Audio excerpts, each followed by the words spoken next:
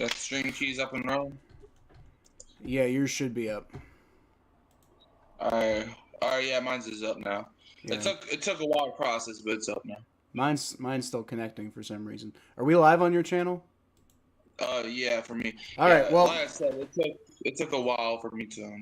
All right. Well, we're live on my channel now too. So I apologies, guys. I was having pretty stupid technical difficulties, so that's why. Who day? Who day? Who day? Even though we haven't won a game in like a month, but who day? We won a game 4 days ago. Yeah. I repeat, this is not a drill. We won a game 4 days ago against the 1-4 Giants. I literally don't care. I don't care if it's against. I don't care if that game was against a bunch of high schoolers. We won. I mean, I'm just saying it was just the Giants, I literally have not cared less about anything in my life. I don't even know why you bring that up. This is just the Giants. Look, there's nothing you can say about it's just the Giants that can ruin this, bro. We won a football game. Speaking of the Giants, we get to watch the Giants suck some more. Yep. One sec, by the way. So happy. Okay, we're back. I was just getting the Eagles 13, and I have the Eagles 25-17. Why? Because I said so. Yeah, so we're both taking the Eagles here, clearly. Yeah, I'm so happy. I do. Obviously, we don't really have time to get into predictions right now because the game's about to start. But when we do get into predictions, I did make up for last week, and I did. It took me forever, by the way, because up until last week, I somehow did not think that maybe I should write our actual predictions down somewhere, so I had to keep going through and watching the entire 4 damn hour long video just to get what our predictions were. I was not able to complete that in time last week, but I do have them for this week, and I now actually have like a whole thing up, so we'll be able to keep track of them. Yep, I'm so happy. I'm happy for you.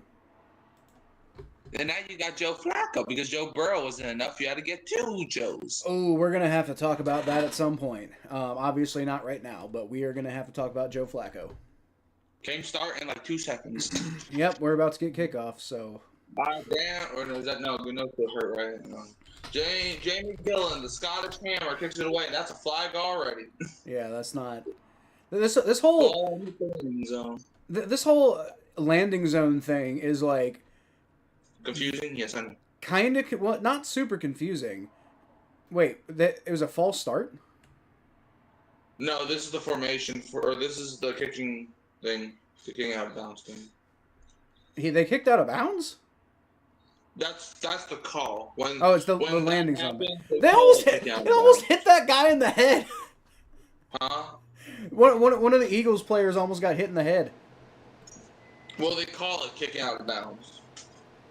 No, I'm saying no. I was saying it was such a low kick. One of the Eagles players almost got kicked in the head. It was funny. Yeah, 1st and 10. He was at their own 4. It's a handoff to Saquon. Saquon breaks the tackle. Saquon out of the jump passes the 50, the 45, down to about the Giants' 41-yard line, and just like that, this game's over. He's already showing the Giants how stupid they are for getting rid of him. And the Giants, they do a lot of stupid things. And also showing me how stupid I am for devaluing running backs. Yeah, 1st and 10 of the Eagles at the Giants' 42. Devontae Smith goes out in motion. Jalen Hurts takes a snap. It's going to be another hand. Saquon bounces off the tackle. Saquon up the middle and runs right into number 8 but gets a 1st down out of it. Is this just going to be the whole game? What? Is this just going to be the whole game? Pretty much, yeah. Good. All right. Well, we'll see. We will see. 1st and 10. Eagles have at the Giants' 29-yard line. Kyle, I hope you get the scoreboard ready because you're about to do some fingers. Yeah, probably. Not on that play, though. Up the middle, is that Saquon? No, that's somebody different. That's number 29. A.J. Dillon. Oh, yeah, I forgot he was on the Eagles. Yep. A.J. Dillon on the run. Jalen Hurts, 14-2 record the last 16 regular season games. 37 total TDs, 4 turnovers, 279 passes without an interception, longest active streak in the NFL. Dude, they're already the 27-yard line. Yep. 2nd and 8. Hurts takes the snap. He keeps it this time, and he just slides down, loses like a yard or two. It's going to be 3rd down. He should have handed that one off. Yeah, he should have. Even the cameraman was surprised. Yeah. 3rd down for the Philly cheesesteaks. 3rd and 10. You would think the Eagles would put in Saquon Barkley for 3rd and 10, but no, he's still chilling on the sideline. I don't know. A.J. Dillon is definitely like more of the like Saquon Barkley is like your do it all, bounce around type of guy, but A.J. Dillon's a bruiser. Yeah, but like on 3rd and 10. Yeah, that's false start, but they don't call it. Hurts throws, it's caught by wide open. I think that's Goddard. I wouldn't call him wide open. But I would blame false start that they didn't call. 4th down, field goal time. Yeah, I don't think the Giants are too upset about them not calling the false start when they held them to 4th down. Because frankly, you know what would happen is the Eagles would get called for false start. They'd get that 3rd down back, and then they'd somehow find a way to get the 1st down. 4th and 5. Let's see Jake Elliott missed this field goal. I miss you, Jake Elliott. Come back. Miss, just like a missed field goal. 42-yard field goal, please miss it. Please miss it. Please miss it. It's kind of funny. Jake Elliott, the Giants are looking like. And he missed it. He goes up and it's right down the middle. Yeah. You son of a. He goes up 3-0. Sure did not miss that. Okay, so before we get into predictions, I want to talk about Joe Flacco for a second. So, one thing I want to talk about is the narrative that appears to just be pervasive. Like, have you noticed how sports YouTube is just starting to turn into the same thing that like sports like TV used to be, where everybody has the same fucking opinion all the time, and everybody just regurgitates the same information, and nobody has a unique take on anything anymore. They all just like repeat what each other's saying about things. Absolutely, like every single time. Tom Grassi was like, "Oh, I don't know if Joe Flacco makes a lot of sense," and then like all the other sports YouTubers were like, "Ha ha, the Bengals traded for Joe Flacco." Like first of all, y'all do know that Jake Browning was our quarterback, right? Like, how is this a bad thing? And we traded, and people are like, "Oh, the Browns traded a quarterback. That's how you know Joe Flacco is bad." It's like, well, no. First of all, the Browns are stupid, so that doesn't mean a thing. Second of all, we swapped a 5th and a 6th round pick. Like, it's not like we gave up hardly anything to go get Joe Flacco. We needed somebody. Who we were supposed to go. Yeah.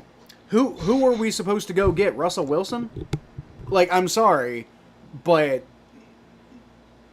like Russell. Okay, so apparently Zach Taylor didn't even or the Bengals didn't even call the Giants. Because he didn't feel like Zach Taylor did not feel like either Russell Wilson or Jameis Winston would be good leaders, which is what the Bengals need right now. And I kind of agree with that. Like, Russell Wilson is the fakest fucking dude on the planet, and all of his teammates never seem to like him very much. So why the hell would you bring him in to a team that really needs to rally around somebody right now? Jameis Winston, also not exactly, I mean, he's like less polarizing, or he's less obnoxious and fake of a human being as Russell Wilson, but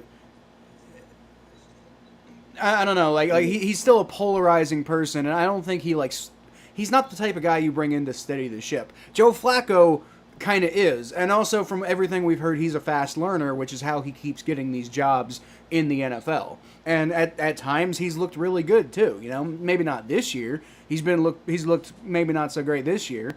And maybe he'll continue to look like that way with the Bengals. But, like, how are y'all going to dunk on us when we don't make moves, and then you continue dunking on us when we do make moves? Like, you're just going to find every reason you can to criticize the fucking Bengals. Yeah, kick is away. That's a weird-looking kick. Field at the 10-yard line. He's going to go to the 20, 25, Ooh. the 30, and he takes the other side of the field up to the 40, and he gets surrounded around the 46-yard line. Hell. Pretty good field position. Hell of a return there by Gunnar Olszewski. All right, Jackson Dart, I appreciate the win last week. Appreciate you, man. I just want to point out that the Giants have a player on their roster whose name is Cordell Flott. Like, what a name. He went to LSU, by the way, just so y'all know. I do see he went to LSU, but he has a very funny name. That's called being an LSU person. First and 10. Joe Burrow's a cool name. I know. Joe Burrow used to spell his name cool, too, on the back of his jersey. It's a hand up the middle, and Cam Scottaboo gets maybe 3 yards. By the way, Scottaboo, I just want to point this out. I appreciate you for that fumble touchdown. Appreciate you, man. I was not thinking Cam Scottaboo, like, put one of your, like, defenders in another dimension at one point with that block, and then fumbled the ball. Yeah. Second and 7. Giants have it. Oh, the Eagles look like they're about to jump.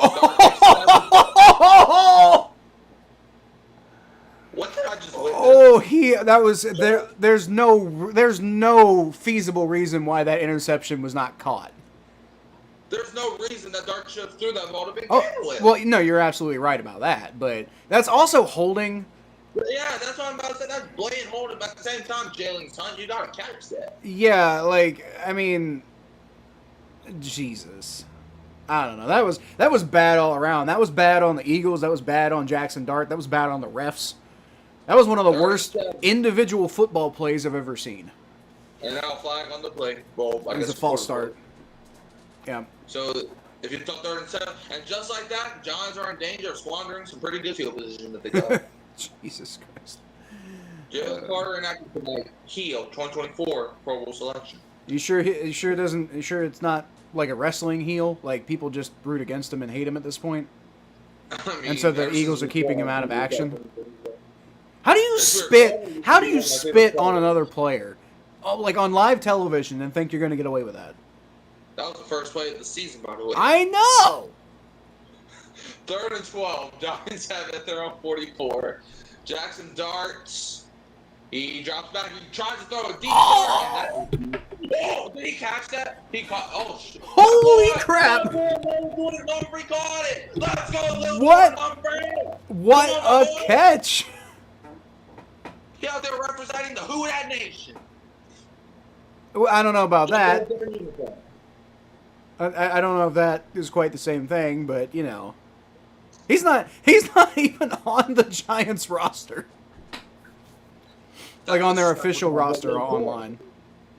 1st and 10. It's a handoff up the middle of Scottaboo. And Scottaboo gets a couple yards. Let's see how much times the Giants fumbled the ball today. Woo.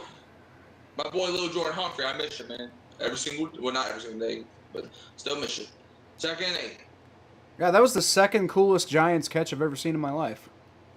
Yep, 3rd, if you count the helmet catch. No, I was counting the helmet catch. I thought Odell Beckham's catch was massively overrated. Bro, what is Dart? I don't know. That was ridiculously off target there. What was that play call? Like, bro, I'm so confused. Dude, that was a good play call. Like that like he had a receiver open on the slant, and he would have taken it to the house if Jackson Dart had gotten the ball to him. 3rd and 8. That was a good play call. Just Jackson Dart throwing whatever the opposite of a dart is. Yeah. So a lace. A grenade, maybe. Yeah, 3rd and 8. Giants have it to 20. They're in the red zone at least. Dart takes a snap. Eagles trying to bring some pressure. Dart gets out of it. Dart, he's going to run to the 10. Damn. Touchdown, Giants. That. And who would have thought the Giants have the lead today? Well, that's not what I saw coming. Tell you that right now. Ran right up the middle. All right. Well, the Giants are winning. Are they going to continue winning? Probably not. But you know, I saw an Eagles fan on the internet like yesterday or the day before saying, Kellen Moore, can you please come back to the Eagles? Being a head coach overrated. And I'm looking at that and I'm like, no, y'all treated that man poorly when he was over there. But now he's here getting all the grace in the world. I don't want to hear that, man. No, y'all had y'all chance. But every single time y'all won a game, y'all acted like Kellen Moore's the worst play caller of all time. And ooh. He slightly got it in. It went in, but that was a rough kick. 7-3 Giants. I All right. repeat, this is not a drill. 7-3 Giants. Wouldn't that be something if they beat them? They won't. Yeah, But, hey, because I mean, after all, it is just the Giants. It is. So the fact that the Eagles are losing to them is funny. Okay, so before we get into predictions, I just want to point out my shirt came in. I loved this quote. I love this quote by Jake Browning. You know, there's a song called "Delusional." I'm sure there's lots of songs called "Delusional." Well, there's one that I know. That's all I'm saying. Okay, but Jake Browning in his initial press conference for the season was like, "You just got to be a little delusional," and I was like, "Dude, I love that quote," and so I bought this shirt, and then like the day after the shirt comes in, the Bengals announced that he's benched, so that sucked. But I do like Joe Flacco. Does Joe Flacco solve all our problems? I don't necessarily know that we're going to win enough football games before Joe Burrow gets back. Since we've lost 3 in a row now, because that's part of the problem. You know, I mean, if we beat the Packers this week, then maybe, but you know, that's a big if. Maybe if we can beat the Packers, we can turn it around, but that's asking a lot. But I feel like our chances of doing anything skyrocketed when we got Joe Flacco as our quarterback, as opposed to trying to just continue like trying to fit a square peg into a round hole with Jake Browning. Like that just was not that was not gonna work. We had to do something, and who the fuck was available? You know. Yo, if the Bengals somehow make the playoffs and a part of the reason is Joe Flacco, do you think Flacco enters the Hall of Fame whenever he's eligible? No, I don't. Potentially he could one day go in as a veteran long term, like far down the line, but like I don't think most people think that Joe Flacco was the reason they won that Super Bowl. I mean, he made some really good plays, but he definitely did not stay consistent like that with the Ravens, and I don't think most people thought the Ravens were going to win a Super Bowl with Joe Flacco, and then he happened to win a Super Bowl. Yep, 7-3, 9:59 to go in the first quarter. Giants are about to kick it away. Jackson Dart scored a touchdown. So yeah, good for them. Kick is away. He gets it to the end zone where it's going to be returned to the 10. Brings it out to the 20, cuts inside, and gets it to around the 30-yard line. And the Giants are celebrating like they just called the fumble for a touchdown. Yeah, that always confuses me when standard plays happen and then players are like, yeah! And it's like, okay. Yeah. Especially on kickoffs. Like, if they could return it to like the 24-yard line and they got up acting like they just scored a touchdown. Yeah. So, man, y'all act like Jordan Howden or something. By the way, I will make the same promise with Joe Flacco that I made with Jake Browning. If Joe Flacco wins us enough games to make it to the playoffs, I'll buy a Joe Flacco jersey. Oh, that's nice. 1st and 10, Eagles have at their own 29-yard line. Devontae Smith goes in motion. Hurts takes a snap. Hurts, he's going to dump it off. It is caught by Dallas Goedert. Tries to shove him into the ground, but he gets brought down by Tyler Nubin, the guy that got his ankles curve stomped by Rashid Shaheed. Second down for the Eagles. You just had to throw that one in there, didn't you? I will, and I will all day. Every time I see a Giants player that sucked on Sunday, I'm going to point it out. Okay. Look, that was win in a long time. Let me have this, bro. That was a really good play by Tyler Nubin, though, for what it's worth. Yeah, man. In fact, after this play, I gotta tell you a funny stat. 2nd and 5. Woo! Twice now. Hands it off to Saquon. Spins out in the backfield, but maybe loses like 3 yards. Man. Third. Now the Giants deserve to celebrate for that one. Yeah, especially with the way Saquon's been running over them like crazy today. Now, Kyle, I'm about to say a stat that you probably will believe. So the Saints, the last 11 games, they are 2-9. Both of those wins happen to be against the New York Football Giants. That's so funny to me. Like, the Giants are just our child at this point. Okay, the Giants are just the Saints' bitch at this point. 3rd and 8. Eagles have at their own 31. Hurts takes the snap. Ooh. Hurts is going to get sacked By is that Brian Burns or Yeah, it's Brian Burns. Brian Burns. Okay. Yep. Yeah, and I was doing that Spider-Man thing. It's 4th down. The Eagles Wow. got a punt unless they. The Giants, man. Giants came to play today. Yeah, they didn't come. They did not come to play on Sunday though. So, you want to know a interesting stat / trivia piece? Yeah, sure. Do you know? So Joe Flacco is going to be wearing number 16 for the Bengals, right? Oh, that's nice. Yeah. And I have more to say about that, but we're about to get to play here, so go ahead. 4th and 16, Giants looking like they might try to block this, and they tried but failed. The punt is away, and it's traveling, and he feels Oh, God. He breaks, he shimmies off the tackle, and he just running on the same damn sideline and gets out of bounds. Olszewski's having a game today, man. Yeah. Okay, so That's why it's called special teams special. So Joe Flacco is going to be wearing number 16 for the Bengals. I can't imagine why you would, but do you have any idea who the last starting Bengals quarterback to wear number 16 was? Is it okay, I got 2 guesses. Is it Achilles Smith? No, it's not Achilles Smith. Okay, or is it AJ McCarron? No, it's not AJ McCarron. Okay, who was it? I will tell you when I get more of a chance, but we're about to get more action.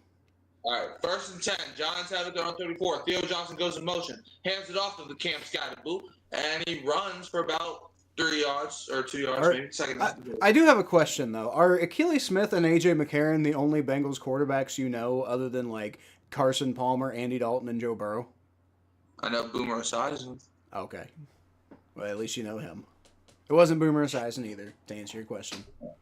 Mainly because he previewed the Saints game, so and he does that.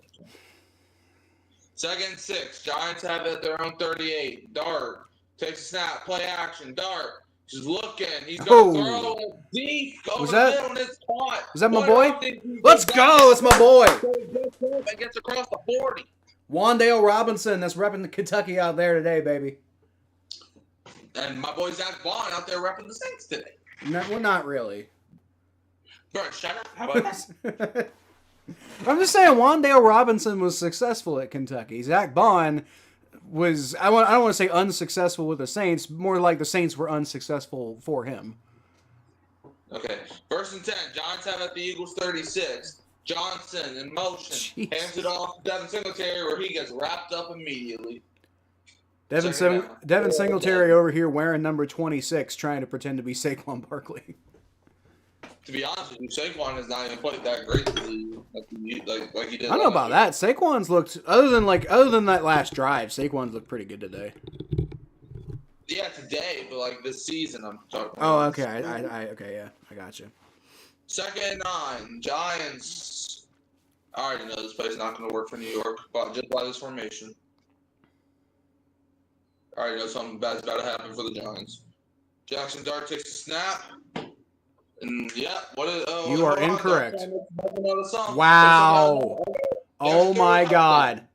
Mikey. Okay, she shut me up. You are very wrong, Mikey.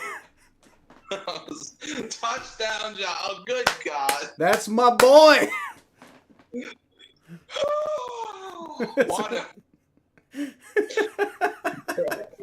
I can't stop laughing at that play, bro. That was crazy, dude. That's I guess that must be what the Giants traded up to draft Jackson Dart in the 1st round for. He didn't do that Sunday. No, he didn't against the Saints, but damn, dude. Does this mean the Saints are a better team than the Eagles? Looking like Josh Allen. Holy shit, they missed it. Kick is away, or kick is up, and the kick is no good. Was it blocked by chance? No, it wasn't even close to blocked. He just sucks. Yeah. 13-3. All right, well, let me go ahead and update that. So anyway, to finish what I was saying about the Bengals, because the only, you only know like 4. I'm honestly impressed that you know 4 Bengals quarterbacks. But no, 5, because you said Achilles Smith and AJ McCarron, and then you so that's 6th then, because you know Boomer Esiason, you know Achilles Smith, you know AJ McCarron, who's only sort of a Bengals quarterback. I don't know if he was only very briefly a starter. Because Andy Dalton was hurt, but he was never like actually the starting quarterback. But yeah, Andy Dalton, Joe Burrow, and I'm sure Carson Palmer. So that's like 6 quarterbacks, dude.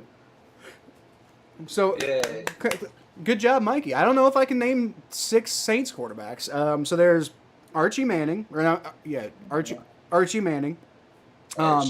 There's Aaron Brooks, right? Aaron Brooks. I almost said Aaron Banks, so it's Aaron Brooks. There's Spencer Rattler. I know him. There's Tyler Shuck. There's Jake Hayner. Well, if you said AJ McCarron. Oh, okay. There's Jake Hayner. There's we don't claim him though. Jeff Blake, right?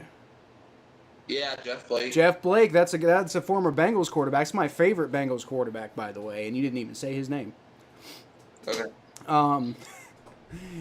Okay, so Derek Carr, the GOAT. Okay. You're forgetting one name. I can't think of anymore. Bruh. Are you what's his name? Fuck, why can't I remember his name? That guy who played like really well for you. No, I already said Derek Carr. Never mind. Who am I thinking of? No, bruh. No, you're not leaving this damn segment without saying his name. Aaron Rodgers. You know what? Aaron Rodgers. No, the other one. Peyton Manning. The other one, the one that beat him in the Super Bowl. Beat Peyton Manning in the Super Bowl? Oh, yeah. Russell Wilson, right. No, the dude that was drafted out of Purdue College. Gunnar Olszewski? What? Gets returned by the Eagles. Gets it to the 20 and gets crucified. Why are the okay? I mean, like that was a good play, but I don't think it was sprinting across the field good. You were going to say his name whether you like it or not.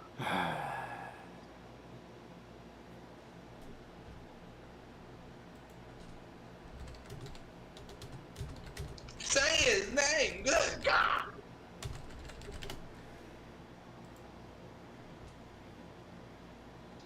I'm gonna force you. Bobby Scott. Say his name. Apparently, and I was today years old when I learned this, but Ken Stabler apparently played for the Saints for like 2 years. Play action, Jalen Hurts. He tries to go deep over the middle, and he misses A.J. Brown. Say his name, brother. Jim Everett. No. Cool dude, but no. Kerry Collins, apparently. How many like random ass quarterbacks have you had play for your franchise? Steve Walsh. Are you forgetting Drew Brees? Oh, I'm thinking. You know who I was actually thinking of earlier? Jameis Winston. What about Drew Brees? Who? Drew Brees. Who's that? Oh my God! The future first ballot Hall of Famer. Yeah, I guess. Okay. First and second and 10 Hurts. Oh. Okay. Did Brown catch that? I think he did. He sure did. Yeah, so I guess Drew Brees played there for a couple years. For 20 years. Or no, for 15 years, actually. Yeah. On my boy Paulson Adebo, I can't believe Adebo, why would you do that? My boy Adebo done got cooked. For how much former Saints players are in this game? Hand off the safe one pass to the forward. Billy Joe Tolliver. And Jake Delhomme played for New Orleans? Oh, I didn't know that. Yeah, in 1999, he played 2 games. Oh, that's nice. He was their most winning quarterback in 1999. You forgot the legend, Ian Book. You know what? You're right. I did forget about him. 2nd and 4. Hey, if it makes you feel better, I want to forget about him too. Play action, horses all day to make a freaking hot pocket, throws, and it's caught wide open. I was going to say I don't apologize. But by the way, Jake Haener did in fact start a game for you guys. So I wasn't wrong there. He started and he played miserably.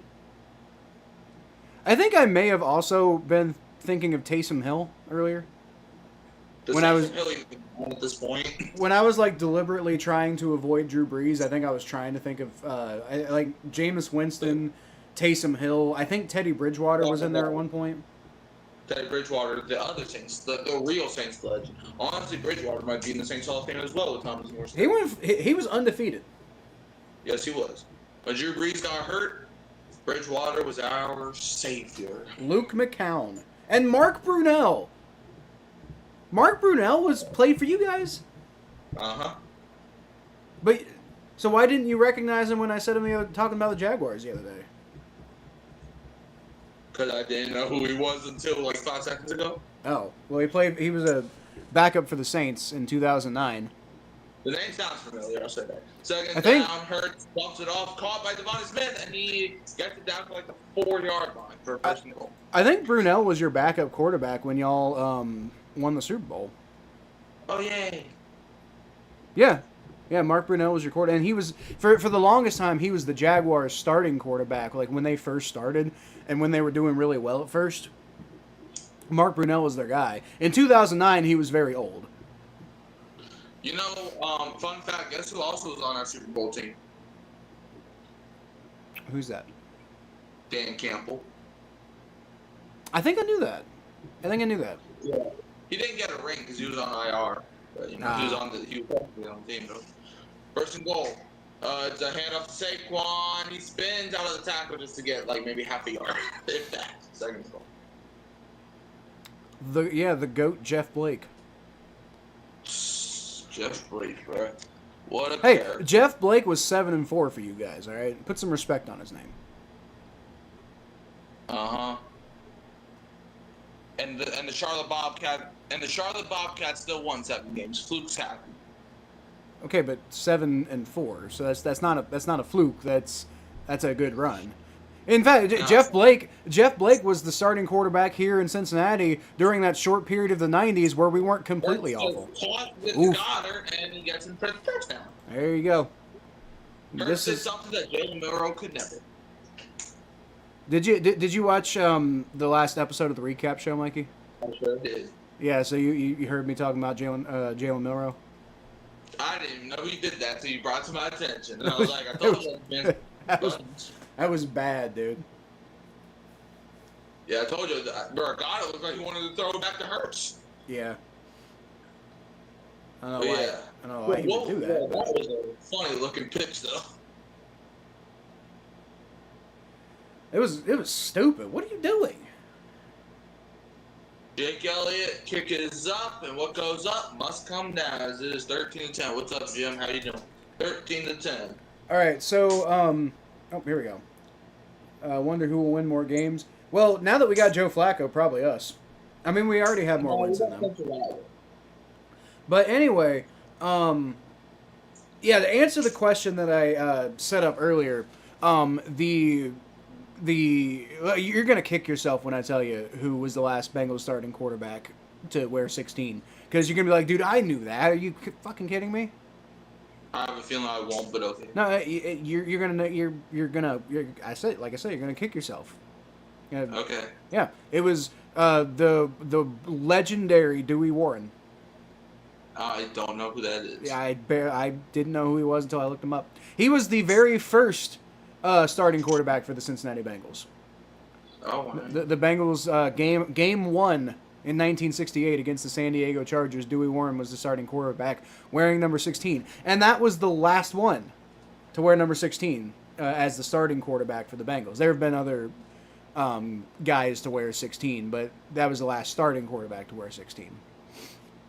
So Joe Flacco is the first one to do it in like 50 years. Fun fact, though, the Saints were born on All Saints Day. I'm sure they did that on purpose. They did.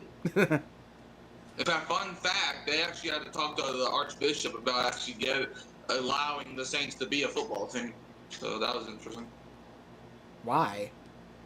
Because they copyright reasons. I don't know. You can't copyright religion.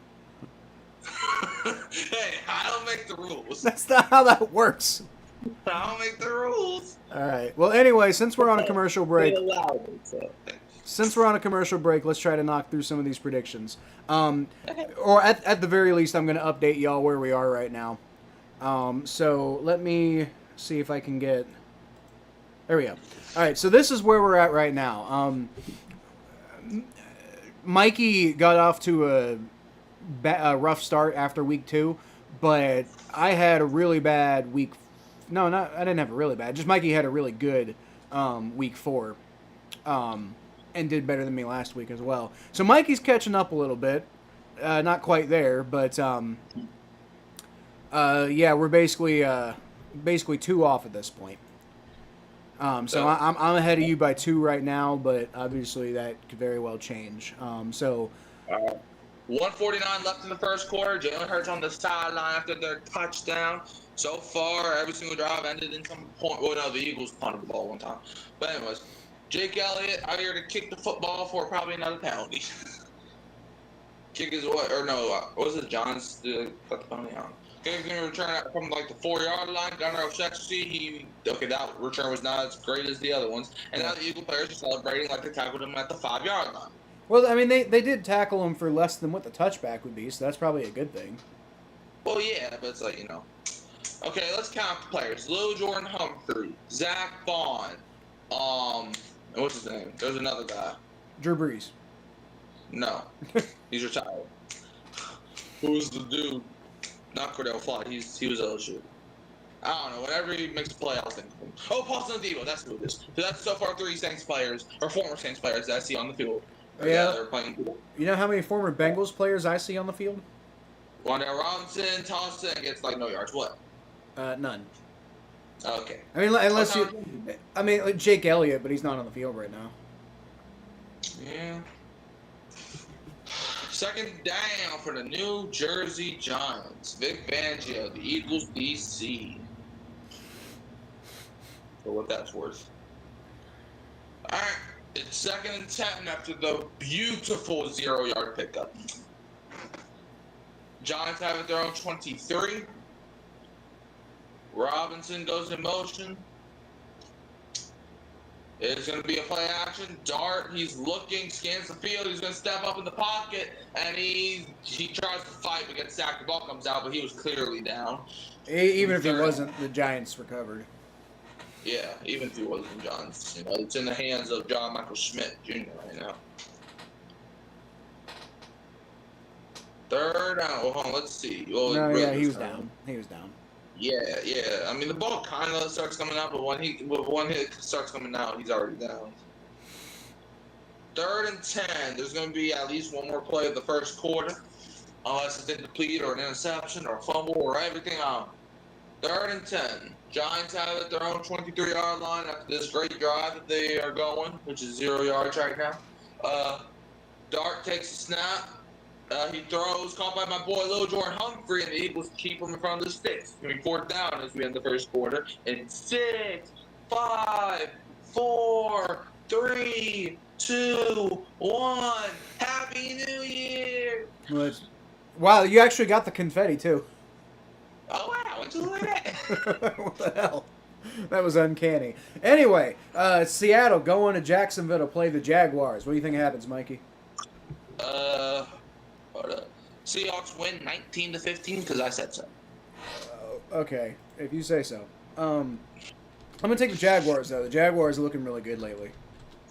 Uh-huh. And, I mean, the Seahawks are looking pretty good too. So I mean, like, I wouldn't be shocked, but especially since it's in Jacksonville, I think I'll take the Jaguars. But then again, I was wrong a lot last week, but we'll see.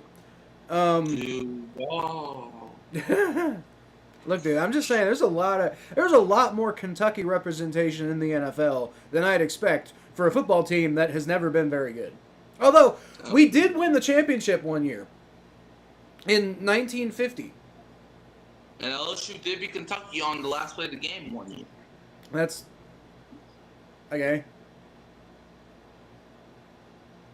I don't think Kentucky and LSU were like rivals. So, Fun fact: LSU started 1-0 in a lot of the years. well, that's okay. That's a nice stat. All right. Broncos going to Jersey to play the Jets. Broncos win, and first of all, it's not going to New Jersey. And second of all, Broncos win 22-19. Is it not in Jersey? Is it in Denver? It's London. The game's in London. Oh, the game's in London. Okay, so the Jets are the home team, quote unquote. Yeah, but Broncos win 22-19. Why? Because the Jets cannot have nice things. All right. I think the Broncos win by much more than 22-19 because the Jets Honestly, are bad. I would not be surprised if the Jets win this game because that would be so Bronco of the Broncos to beat the Eagles and then lose to the Jets. I mean, they didn't lose to us, so, you know, they know how to beat bad teams too. Yeah, but you're the Bengals, so you're like a different kind of bad. Anyway. Yeah, well, with Jake Browning, but I don't know, man. I just like Justin Fields doesn't look that great.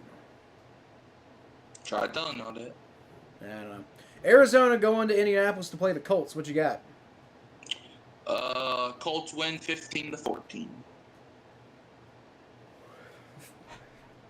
Have you ever seen a game, Mikey, finish 15-14? I saw a game that nearly ended 15-14 last year. But have you ever seen one finish 15-14? Because I'm just saying, you had a disproportionate number of game predictions of yours are 15-14, and I don't know if I've ever seen a game finish 15-14. Well, too bad. You better start believing me.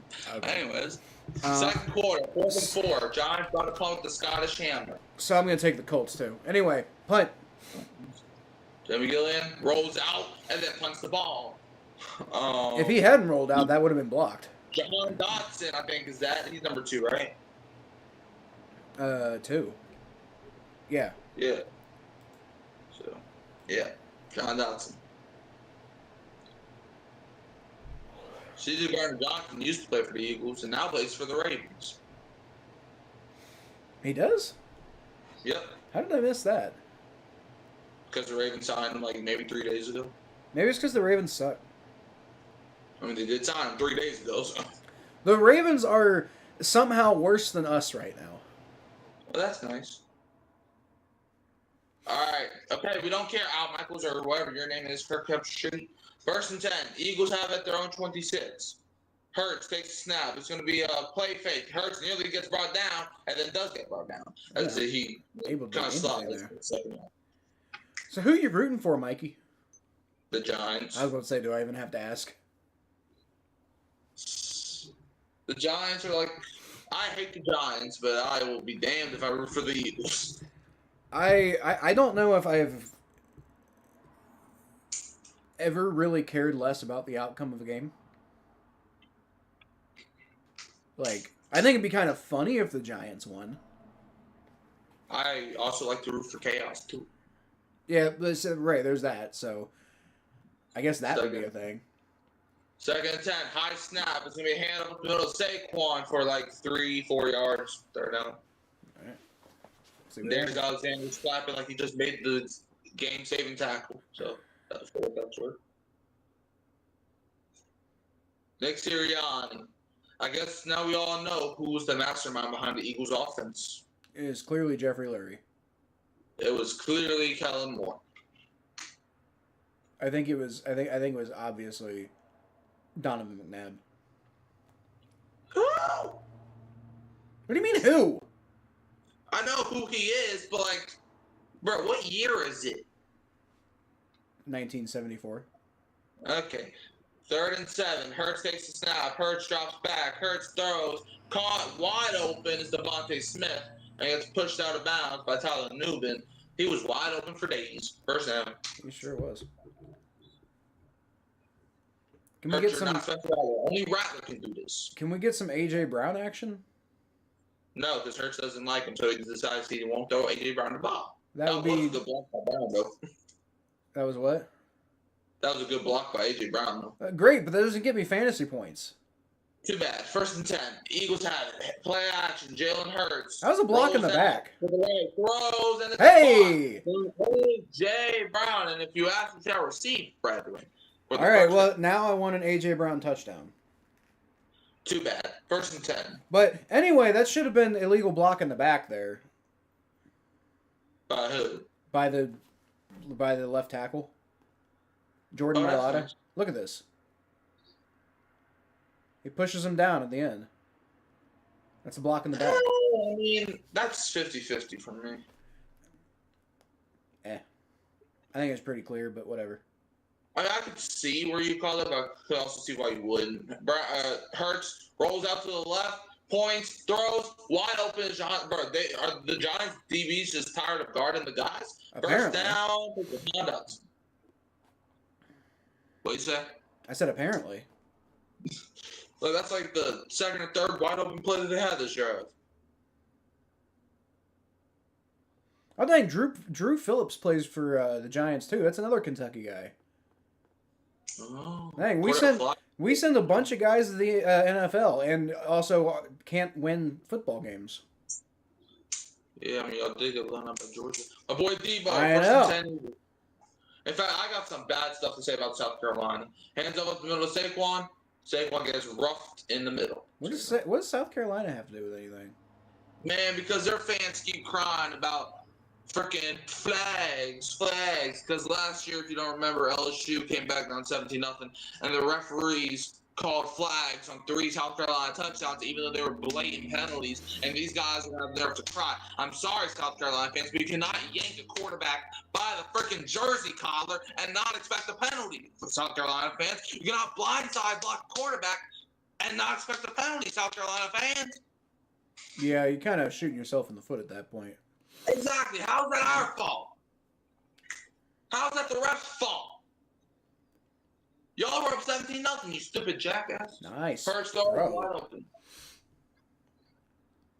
Whew, wide open. Well, he wasn't that open, but hey, that still gets the catch. I'm about to say he wasn't wide open at all. He caught that through contact. Now this is a bad spot by the refs. That should be a first down. I'm about to say they're marking the yard short. Or they're marking the ball short. Let's see if they move the spot, or is this where it's going to stand? It appears to be where they're keeping it. I don't think the Eagles are going to challenge. 3rd and inches. You know what it's time for. Tush pushies. Or not. No tush pushy. Now the referee is saying blah, blah, blah. Are they changing the spot? Giving them the first down. It took them forever to get around to that. So no tush pushy. Okay, what are we looking at? Yeah, that was definitely a first down. Yeah, that's bleeding first down. Let's see. Yeah, that's first down. First down for days. 1st and 10. Eagles have it. The Giants 12. What's good, JLJ504HD? How you doing, my brother? 1st and 10. Play clock to 3, to 2, 1. Hurts gets the snap off. Get it? A.J. Brown pushed out of bounds at the 2 or the 3. Or, well, they're going to mark him short of the first down. So I need this. Well, now you're probably not going to get it because you're probably just going to give it to Saquon. Okay, Mr. Jake Brown, 3 interceptions. 2nd down. I'm not proud of that. What? Browning's thrown more interceptions last week than Spencer Rattler has all season. That's why we traded for Joe Flacco. I think Flacco probably did that too. 2nd one. Shut up. You shut up. Hurts rolls out, faces pressure. Nope. He throws and it's batted down. That's what they get for not throwing it to A.J. Brown. Intended for Saquon Barkley, funny enough. It's 3rd and 1 with 9:02 to go in the half. Salute that. I agree with that, JLJ. Funnily enough, A.J. Brown's actually doing pretty good for me right now. Well, no, not really. Some great defense by Holland. This is just a high-scoring league. All right. Are they gonna? Really? Push pushy time. 3rd and 1. for the It's kinda whole far for yard. push pushing. Hurts. That was like tries a to yard go and a over, right? half. I don't think he got it. That was kind of far for a tush pushy. I was about to say that seems dumb. That's why they need Kellen Moore back, but they can't have him. We call dibs. See where they mark it. Yeah, that Okay, I one think he's an injured Eagle player. really trying to Or, protect yeah. that 1-15 record there, Mikey. Who? You. What about 1-15 record? You're trying to protect that 1-15 record by making sure the Eagles can't get Kellen Moore back. I'm confused. What? Oh, wait, what? Why 1-15? What? Does one of our games get canceled? 1-16, sorry. I'm about to say, if you're going to accuse us correctly. 4th and inches. All right, so Giants use the timeout. It's probably going to be the last time Brian Daboll calls the time for the Giants to lose this game. It'd be funny if they just tush-pushed again. Yeah. They got to do the tush pushy. I think, honestly, they should. Because, like, worst case scenario, you're giving the ball back to the Giants backed deep up in their own area. Oh, bro, now why we got to watch this game again? That game's so confused. Oh, yeah, that. Okay, why you not show that play at the Chiefs and not the last play? Right? Yeah, they're just trying to do everything they can to keep the Chiefs relevant, even though they suck. Yeah, they do suck it. Mahomes is not that guy. He's just not that guy. Yeah, I think honestly, I think they maybe might need to consider drafting another quarterback.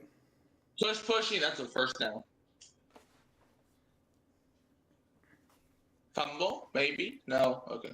Giants players You are wonder, like the is Falcons. Andy Reid on the hot seat? No. I'm just trying to create chaos. Some guys can get a free pass. Andy Reid's one of them. I don't think he got that. I think it's a turnover. Well, it's kind of hard to see from that. That's honestly a false start, to be honest with you. It is also a false start, yes. But you know, the referees, though, they're trying to do everything to keep the Eagles relevant. Yeah, that appears to be the case because that's multiple missed calls now on the Eagles. Then they especially- gave them these refs are clearly in league with the Eagles. Hurts sneaks it. Another tush pushy. I think he's short. Maybe. I don't know. I can't see the ball. But yeah, they're marking him short. Second goal. Detroit and Cleveland already beat us by going winless. That is true, JLJ504HC. That is true. But I think he's talking about this season. Do you see Bobby Okereke on the field here? They're like choke holding that Eagles offensive lineman. Oh, I missed that. Brian Daboll's pissed, though. That's all I know. Second and goal as we get the nice view of the end zone. How did the Eagles have the ball for 10 more minutes than Giants, yet they're still losing, right? Or they're about to be winning. And there's the First, touchdown. too pushy. But they did like 3 tush pushies in a row. Yeah, that's kind of funny. Yeah, and it's a tutty. Tush push Like, tutty. I know people are like, that's not football, but like it is football. Like, maybe it's not football. It's actually more like rugby, really. But like, I think that's Jordan Mailata used to play rugby. we should go back. I think to, making football more of a rugby type of game anyway. Like, don't get me wrong, I like high flying passes and stuff like that, but like football's supposed to be a violent game of like smashing people together.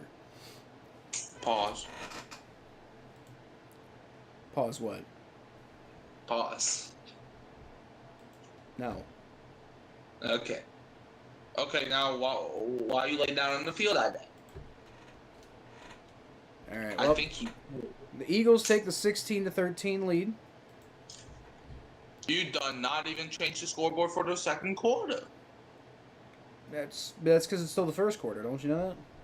No, it's not. No, it is. Look at the screen. Look, it says second. It says look, I'm not even sure what you're talking about, Mikey. It says second quarter on my end. I think you're just not paying attention. I think you're tripping. Looks like it says second quarter to me. Bro, we're talking about the same guy that forgot who Drew Brees was. Who? Bro, you know you're tripping. Who? Drew Brees, Like- the guy that's way better than Jalen Milroe. Drew Lock? Apparently the Bengals tried to call Drew Lock, What? but they ended up getting Joe Flacco. Why Drew Lock? Why was that your first option? That wasn't the first option. What was Joe Flacco? That was just another guy we were looking at. Why would he in your? Well, you look at that Colts game last year, and you think that's Drew Lock? There weren't exactly a lot of options. It's not like the Packers aren't going to trade us Malik Willis. There's a bunch of options. You could have tried to trade for Patrick Mahomes, Josh Allen, Justin Herbert. Right. I'm gonna go P for the D. Wait, who's on defense? Prescott. Who's on defense? The Eagles are about to beat. Okay, I'm gonna go for the O. Okay. Sounds like a plan. You could have traded for Joe Burrow. Nah, you already got Joe Burrow, and he's already. So I guess it wouldn't really matter if you had him or not. Anyways, how y'all doing? But when where?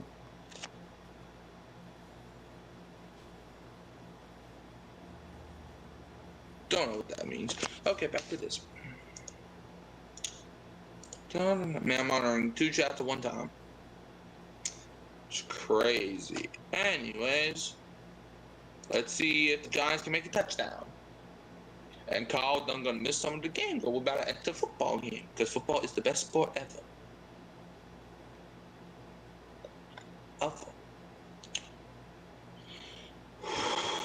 Okay. 6:56, and DJ Davidson he's not walking on his own power, and he's going to the medical tent. So I would imagine he's probably out for the game. Jake Elliott on the extra point. Kick is up. It is good as the Eagles go up 17-13, and unfortunately I cannot change the score because it's under Kyle's management. So you're just going to have to look at the wrong scoreboard. 17-13. With 6:56 left in the half.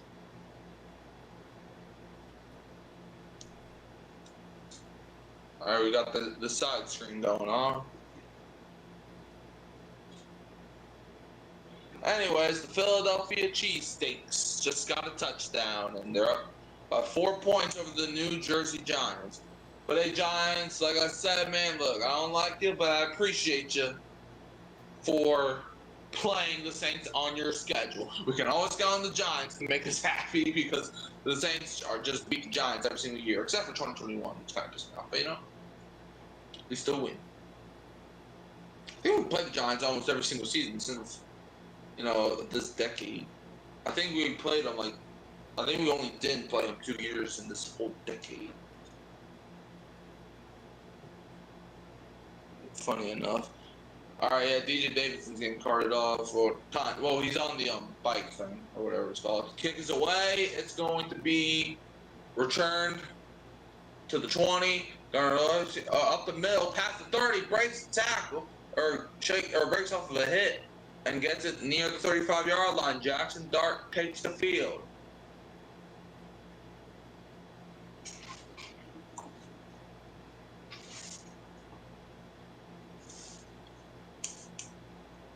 All right, Jackson Dart. See what this first-round rookie can do against the Eagles' defense. 1st and 10 for the Giants with 6:49 left in the first half of play. Giants have it at their own 33. Dart.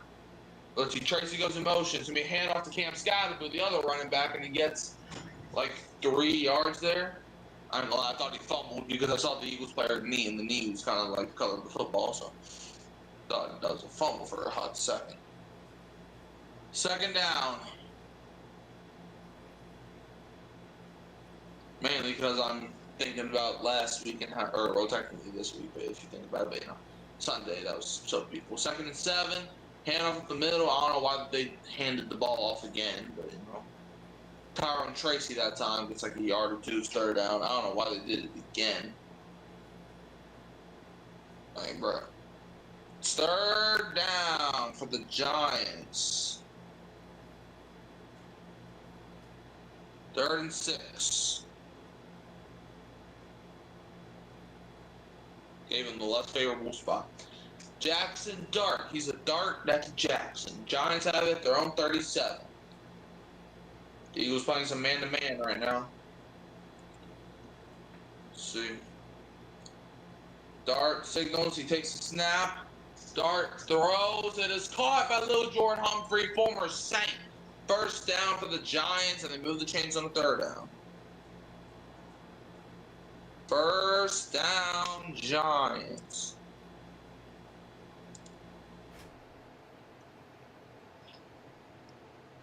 First and 10. Giants have it at their own 46. Robinson goes in motion. Jackson Dart fakes a pitch. Dart stands alone. Dart's going to run it up the middle. Dart gets to the line. Let's see where they spot the football. The ball's across the first down marker, but let's see if the refs keep it there. Because the refs have the ability to move the ball if they want to. All right, so Quinyon Mitchell apparently suffered a hamstring injury and is questionable to return to this game. That's a big blow for Philly's secondary. All right, so they didn't give it to him. So it's going to be 2nd and 1 for the Giants at the Eagles' 45. Theo Johnson in motion. It's going to be a pitch to Cam Skyboot. Cam Skyboot's got an edge, and he picks up a Giants first down. Big hit. Well, not a big hit, but, he gets off the hit. It's going to be 1st and 10 for the New York Giants coming up. Okay, G-Men, Cam Skyboot so far, the rookie has 5 rushes for 18 yards. Not a bad game by Skyboot so far. See if he keeps it up as Skyboot ran to the sideline, not because of any injury-related reason. 1st and 10, Giants have it, the Eagles 39. Play action. Throws, he's going to dump it off. It's like a bubble screen to Wanda Robinson, but it gets brought down almost immediately by number 20, Felt. Gets like a yard. It's going to be 2nd down for the New Jersey Giants, a.k.a. the Saints is... The Saints is dummy. The Saints tackle dummy. I guess that's what it would be. 2nd and 9 for the New York Giants. Giants have it inside. Did I miss anything? Huh? Did I miss anything? Yeah, both teams have 100 points right now. That'd be crazy. No, but for real. Okay. You got me. I thought you were serious that both teams had 100 points. Jackson Dart throws, caught by Theo Johnson, kind of behind him, but not a bad thing. Third down. You do have to update the scoreboard, though. Okay, you just did. Yep. 3rd down. The Giants are driving, though. They're in the Eagles' territory. So, 3rd down. Quinyon Mitchell's also got hurt, so. That's not good. Yeah, well, he actually got hurt earlier in the game that I didn't realize. But DJ Davidson got kind of carted off into the locker room, so he's probably out for the rest of the game. 3rd and 4. Giants have it inside the Eagles' 34. All the 3rd and all the 4s. Jackson Dart stands alone with the back next because he needs a friend. Dart throws, and it's... Well, I thought that was picked for a second. No. Caught by Dylan Hyatt. Let's see where they put the ball. I think it's a first down. They're giving it to him. They spot, they're signal first down. I'm not gonna lie, at first I didn't think he got it, but, call first down. Especially since he bobbled it, kinda. Yeah. I still don't think he got it. No, he caught it. Let's see. But he kind of bobbles at the end, though. Yeah, but it never touches the ground, though. It doesn't matter if it touched the ground. Yeah, it does. Or not. We're just talking about if it was a first down or not. Oh, well, he was across the marker, though.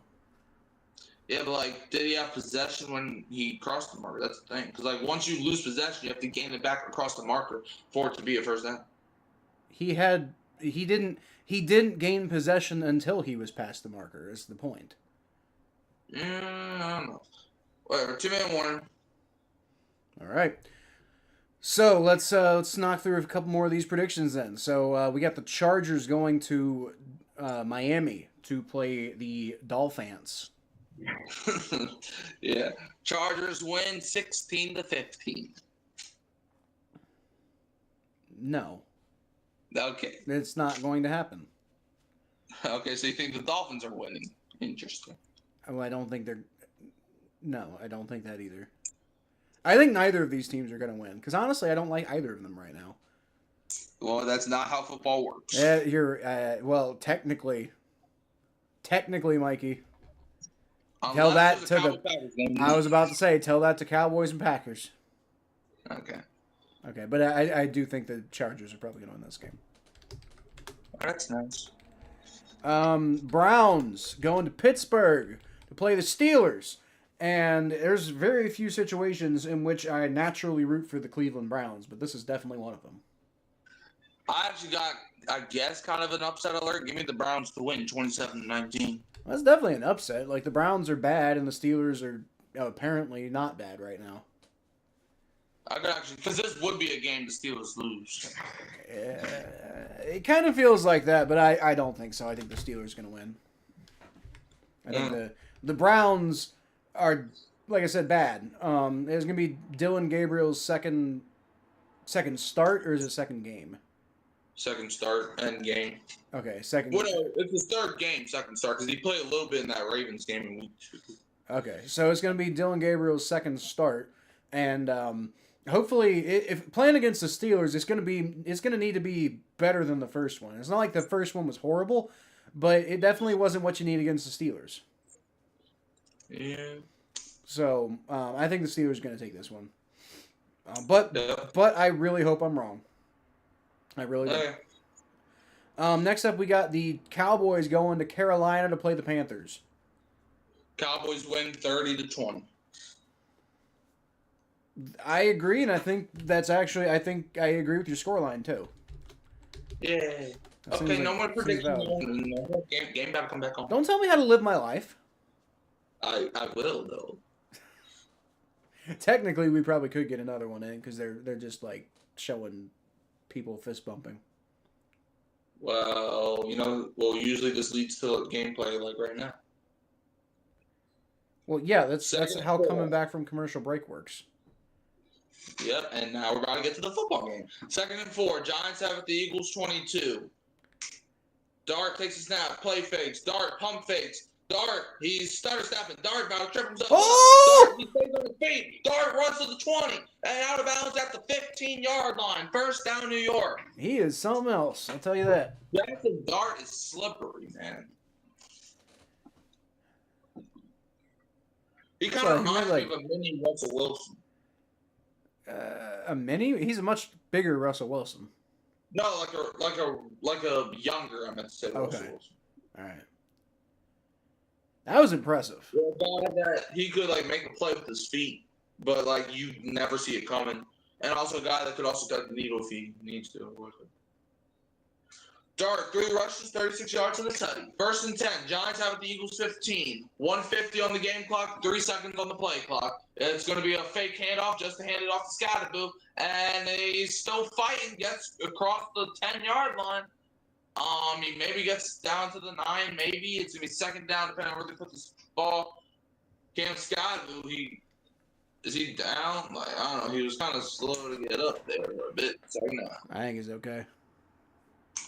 1:40 left in the half, and I think someone called timeout because the clock stopped. So someone called timeout.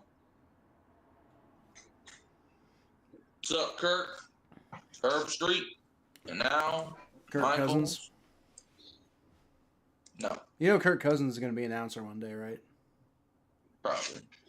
I mean, it just feels like he's going to be like a play-by-play guy at some point, or a really boring color commentator. Well, I think Cam Jordan, I think he's destined to be a commentator when he retires. Cam Jordan? Yeah. I don't know about that.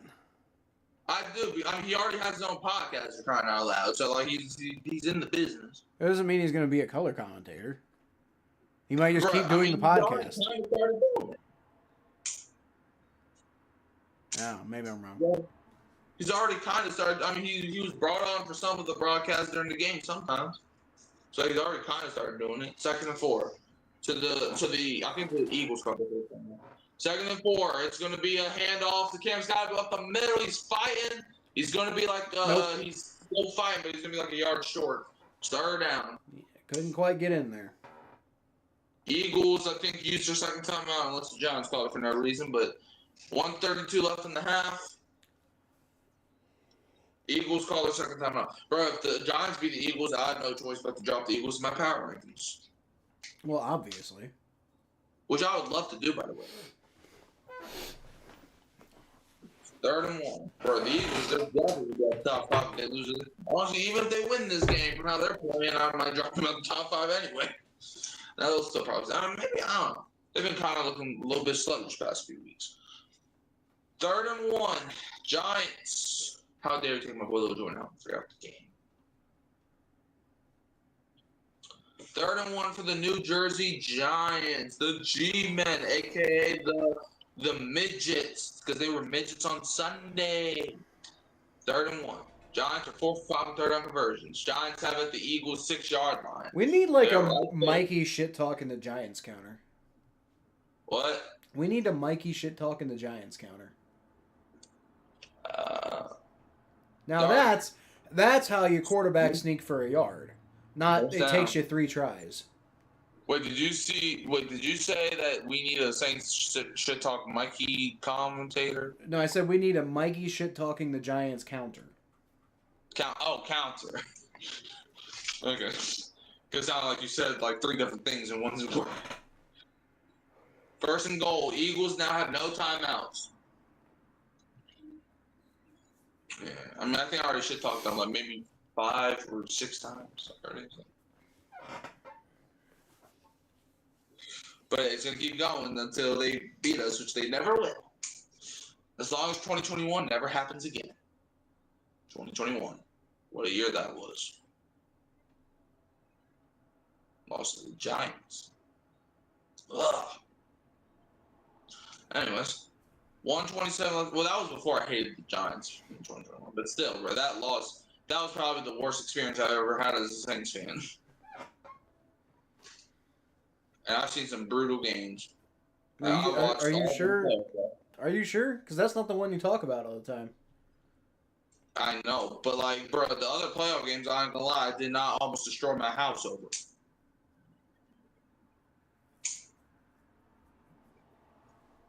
Yeah, First but like, goal. You know, playoff is dark. Stands alone. He's gonna go he dropped it. Dropped. My boy Lil Jordan Humphrey dropped the football. Yeah, I can imagine. You know, Drew Brees throwing an interception. That's got to sting. Okay. He shouldn't have done the interception. I admit it. Dude, he had that too. You got to catch that, man. Yeah. My boy Lil Jordan. I mean, he kind of got knocked out a little. I mean, he kind of hit his hand. So. Yeah, but I mean, he was coming down behind him though. Oh boy! No touchdown, Cam Scatterboot. Couldn't do that on Sunday, but it gets into the end zone today. All right, so there's another one for the counter. So where are we at? Like 7? We gotta be somewhere around there. And Jackson Dart doing his cringy little dance.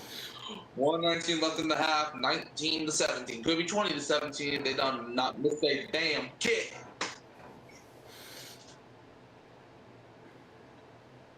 In fact, Cam Scott, who actually scored a touchdown for the Saints on Sunday. Kick is up, and what goes up must come down as it's right down the middle. 20-17. He was going to get the ball. 1:19 with no timeout. So that's what? 79 seconds? See what they can do. Who would have thought Giants might go in halftime with the lead? I'm stunned at what's happening today. Especially with how, you know, like, I mean, last week, man, like, the Giants lost to the Saints. Like, that's pretty bad. Exactly, bro. Prediction time. All right. So you got the Rams going to Baltimore, play the Ravens. What do you think happens? You mean the Ravens to stun the world, 25-23? Wrong. The Rams are going to win this one. Okay.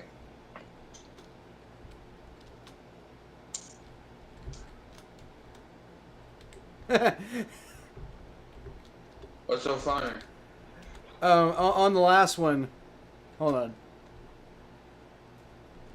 On the last one, so in like normally I like right now I'm putting in who we're picking, and then later on I'm gonna just go in and put a win or a loss depending on how the game goes for us. And so for the Dallas-Carolina game, we both picked the Cowboys, and I just put W for both of us. Oh, wow. That's not what I meant to do. All right.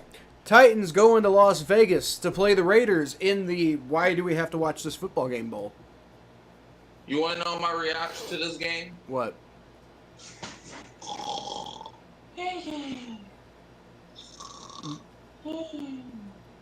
Well, I'm okay, game over. Pretty sure this game is going to be taking place while the Saints are playing as well. No, it's not. Titans win 1960.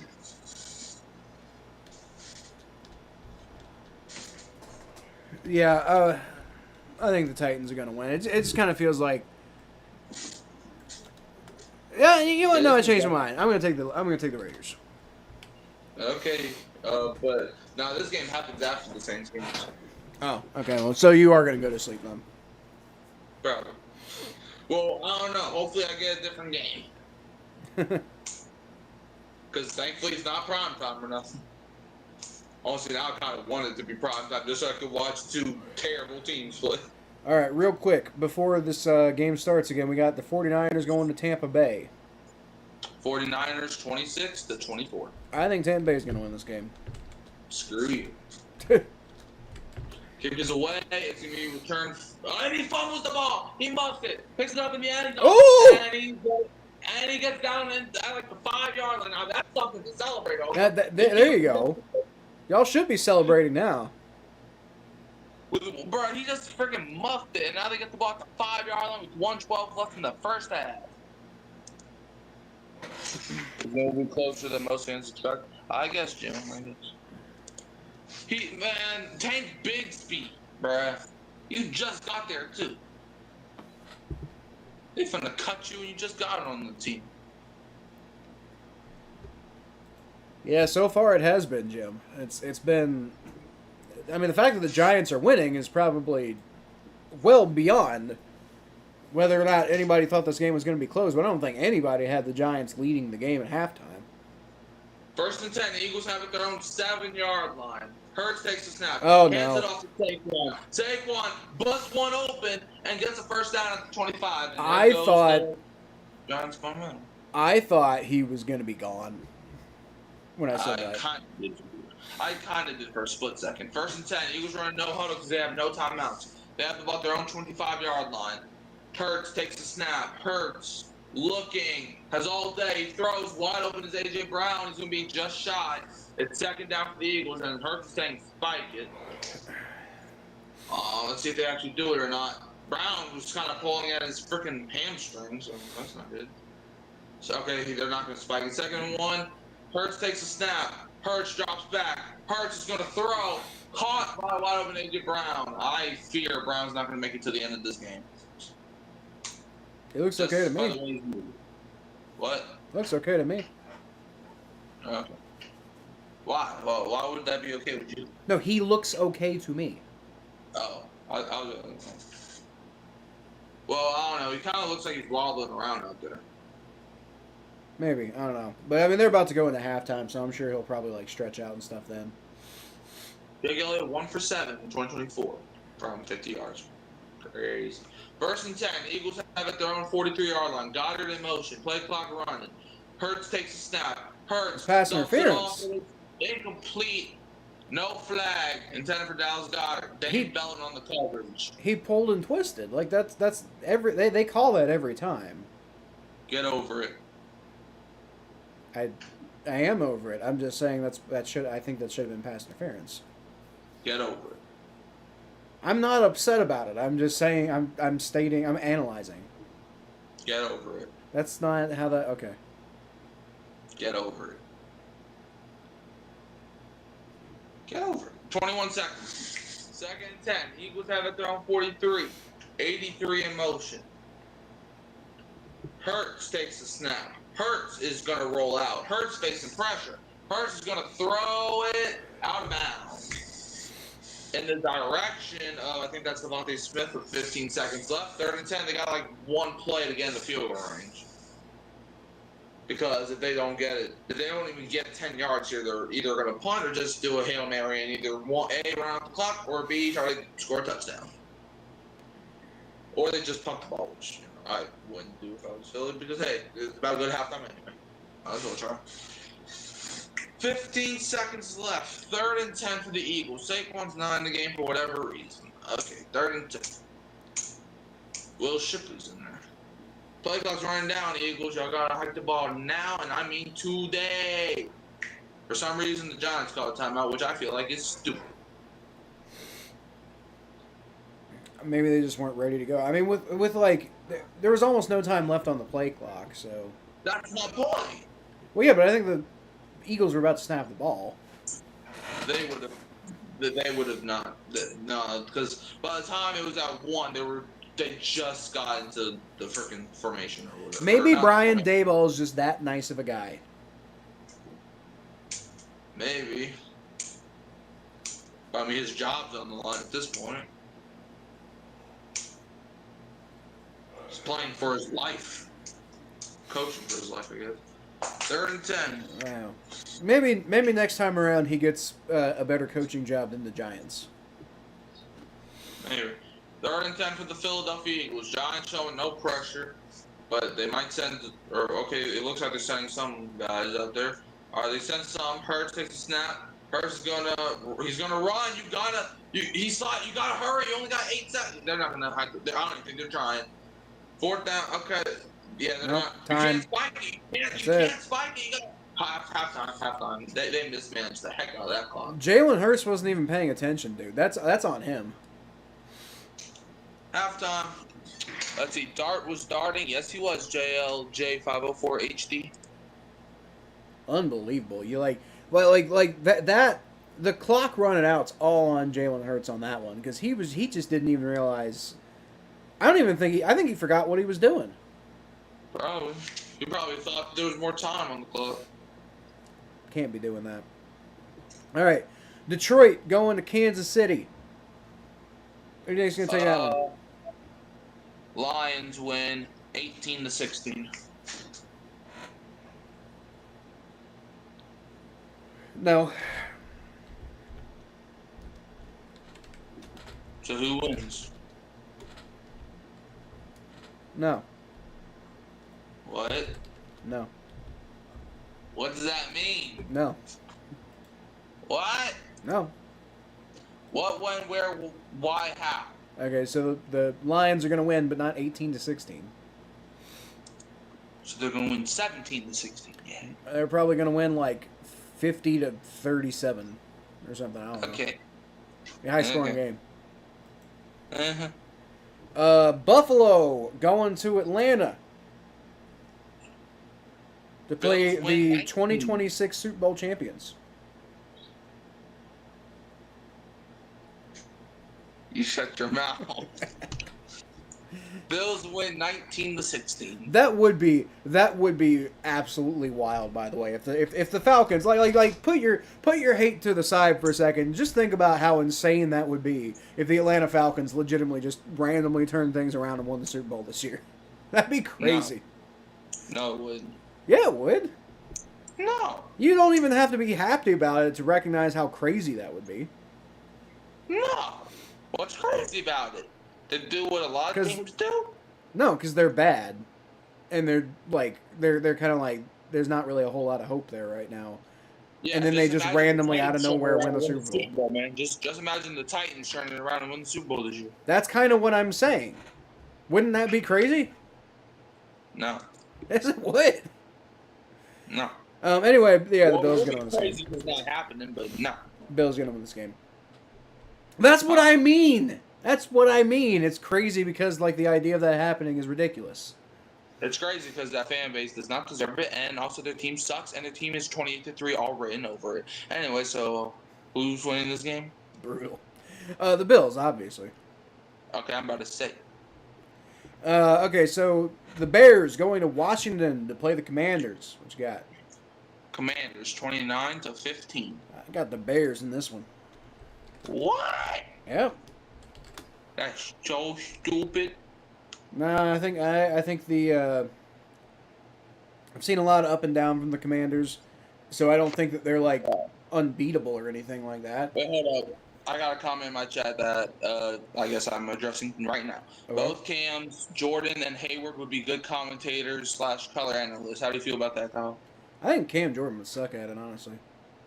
I think he would be great. Dude, I'm just saying, every time I've ever heard Cam Jordan speak, I've never heard Cam Jordan speak. Every time I've heard Cam Jordan speak, it sounds like wisdom. Okay. And I'm being dead serious. Like, I'm not trolling. I actually think Cam Jordan would be great at it. Well, and I'm being dead serious. I've never heard him talk, so I couldn't possibly. Why are you talking about this subject? Because you asked. You literally asked. You said, "Hey, Kyle, what do you think about this?" Okay. Well, maybe here's your homework, Kyle. Okay. You got to listen to every Cam Jordan interview he's ever done. That's not happening. Okay. I guess you get the F-. Anyways. All right, so now we got the game of the week. The New England Patriots going to the Bayou to play the New Orleans Pelicans. The what? Wrong sport, buddy. No, I got the Patriots winning 31-19. Yeah, I definitely think the Patriots are going to win this game. Okay, JLJ504HG says the New York Gents. I don't know what that got to do with what we were talking about. I forget. I think he's just making up random names for these teams. Let me see if I can bring up, because Richard was texting me about this game earlier. Patriots Saints? Yeah, Patriots Saints. He says he's kind of nervous. It'd be a Patriots thing to do, and then a Colts. Okay, I don't know. He's basically saying it'd be a Patriots thing to do to lose to a garbage team like New Orleans. That would be fun. So that was my whole point. That was my whole point about the Falcons earlier.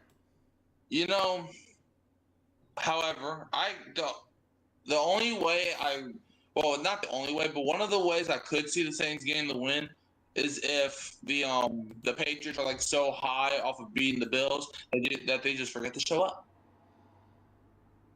Yeah, I don't think that's going to happen. So the Patriots are going to win this game. Oh shoot, they got Stephon Diggs. Never mind. Oh shoot. He's just going to torture you forever. No. All right, and then game you've watched, and then the football game that gets Joe Flacco into the Hall of Fame. We got the Bengals going to Lambeau to play the Packers. And how many points? How many points do you have the Bengals winning by? 7. Okay, so what's your actual prediction? Bengals 22-15. Really? Uh-huh. What? Okay. All right. I thought you'd be happy. I am happy. Did you not see the smile? It was a very concealed smile, but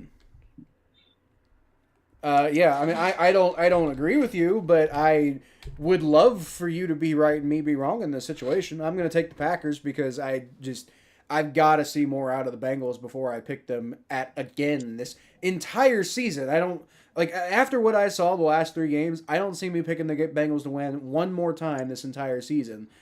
You got to update the scoreboard. I do. It is halftime. And the Giants have 20. You have 20. That don't even make sense. You don't make any sense. Okay. That don't got anything to do with what we're talking about. Didn't see that one coming, did you? No, you didn't. Didn't see it coming. You didn't see Jalen Murrow being trashed, did you? No, I didn't, but I admitted that earlier. Okay. And you don't think I've ever admitted when I go off the rails? Yeah, like just now. Trying to say the Giants have 20. Trying to say the Giants have 20 when that was clearly wrong when you said it. Now it's correct, but it was not correct earlier. As you could see on the scoreboard, they had 19.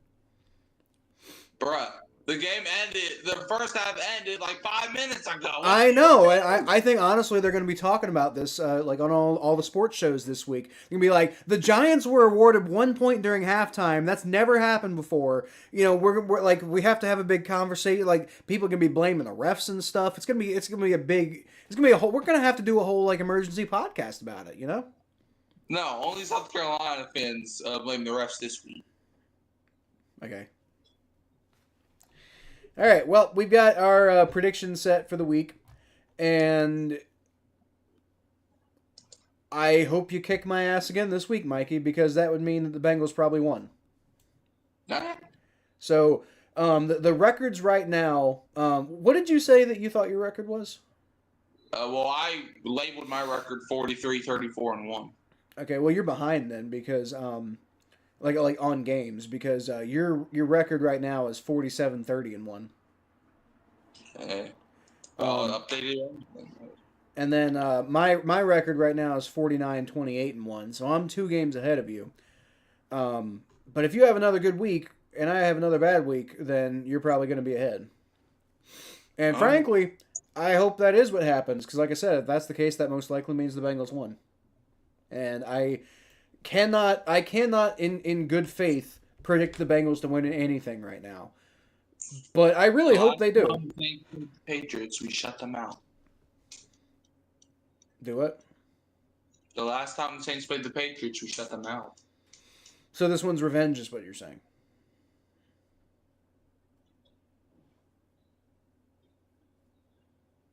What if the Patriots shut the Saints out?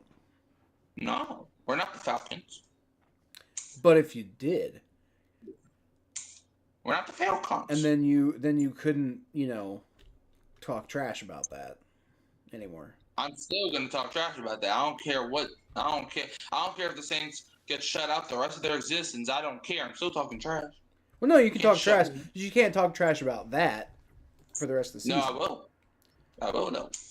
But But you can't talk trash when your team isn't better. No, I think everybody does that.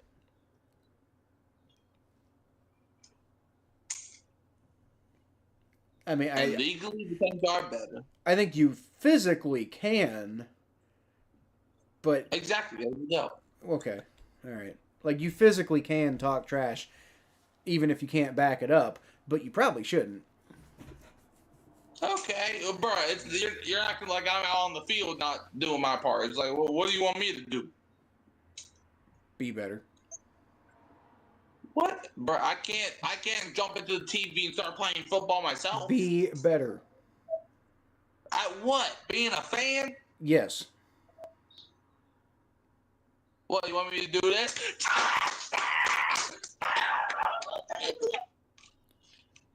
No, I don't want you to do that. Well, then I don't know what you want from me. I mean, did you not see me react to the Rashid Shaheed touchdown? How did. Much more of that do you want? You know what? I did not actually. No, I didn't see you react to the Rashid Shaheed touchdown. I did see you react to the pick 6 against Patrick Mahomes, and that was funny. No, you were in my chat when Shaheed scored that touchdown. Oh, so I guess I did then. Because I remember when that happened, you were like, "Oh, Mikey is so depressed," but then he immediately reacts when the Saints score a touchdown. I mean, was I wrong? I never said you were wrong. Exactly. Now, if you excuse me, I gotta go get me some Kool-Aid. Be right back. He's already on your team. Too bad. All right.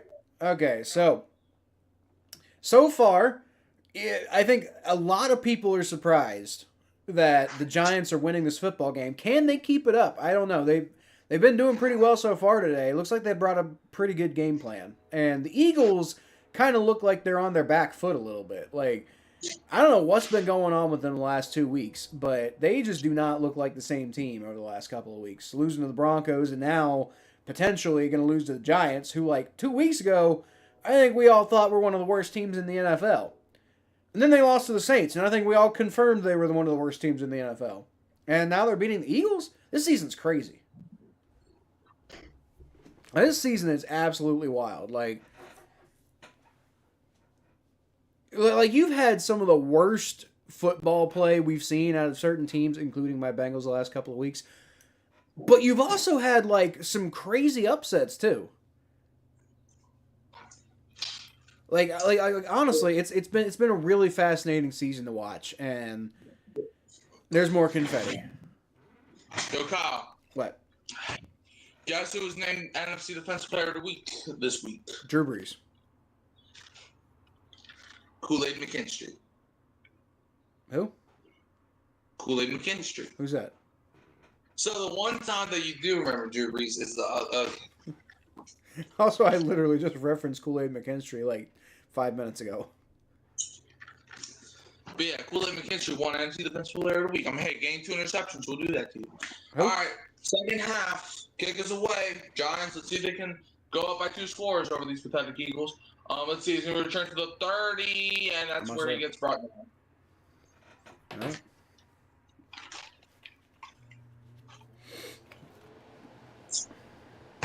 Brian Daboll, probably one of the last halftime interviews he'll do. Why would this be one of the last halftime interviews he does? Even if he He's he's gonna get fired. Okay, maybe one of the last ones he does for the Giants, but like he's a pretty well known like guy. I wouldn't be shocked to see him get a halftime interview as when he gets another offensive coordinator job. Hold on. First and 10 for New York at their own 29. Dart in shotgun. Cam Scottaboo motions to the other side of the field. He's going to throw a call by Scottaboo.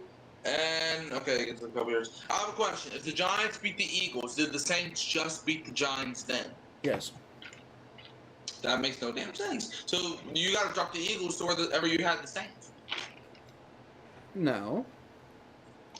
In fact, you got to drop them lower than the Saints. Well, this one's a fluke, obviously. How? Because it doesn't make any sense. Yeah, okay. Maybe you don't make any sense. Scottaboo gets like a few yards. There now. Why is Scottaboo so short?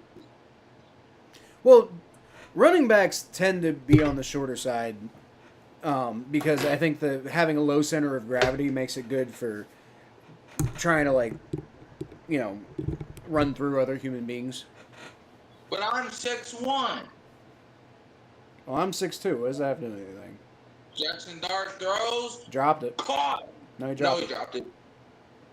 Zach Bond running with the football, not knowing it was incomplete. Nah, he probably knows. Theo Johnson dropped it, 4th and 2. Let's see what they do here. Honestly, if I was New York, I would say screw for it or screw it. Let's see. Yeah, That's well, yeah, because he never really secures it. So. But last week you want to call that a catch, but this week now we're calling it incomplete. I'm not bitter. What does it matter? You won. I don't care. I'm allowed to be bitter. When you win? Yes. Okay. Punt's away. Weird looking punt, but it travels. Fair caught around the 12. Eagles football. Jeff's in the chat now. What's up, Jeff? What's good, my brethren? Oh, it sure is. There's a flag on the play. Hello, Jeff. Flag on the play. Not the flag. Personal foul. On the Eagles. Oh. On Sidney Brown, a.k.a. brother of Chase Brown. Which is an interesting thing. Mm-hmm. Two people who are making very much less impact than they probably have the ability to in the NFL right now. Yeah. That's called going to jail. Do what? That's called going to jail. Jail? Yeah. Did Sidney Brown go to jail? No, but he should. Why? Because why does he have a brother in the NFL and they are not good? It's happened before. Well, they should go to jail too. You can only have one of them because then you get the names mixed up. The Eagles uh, quarterbacks coach, I think, is Zach Taylor's brother. Fun fact: the Saints' offensive coordinator is the LSU's quarterback's father.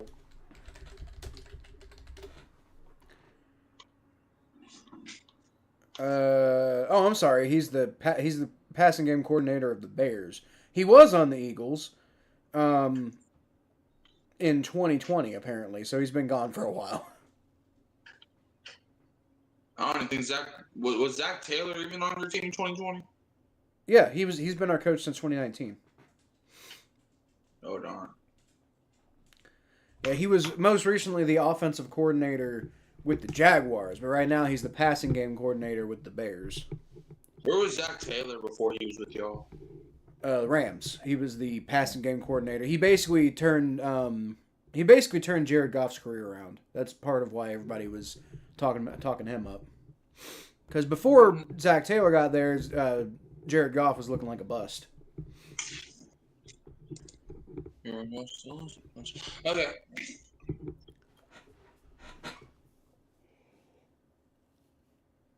Jalen Hurts. I guess that pass hurts.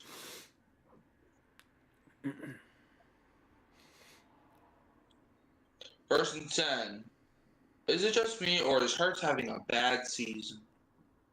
Well, he's definitely not having one of his best seasons. First and 10. Eagles have the ball like around the 5-yard line, crying out loud. They have it inside the 6, to be honest with you. Hurts is on the center. He takes snap. He's going to hand off to Saquon. And he breaks. He tries to break out of tackle, but was unsuccessful. It's second down.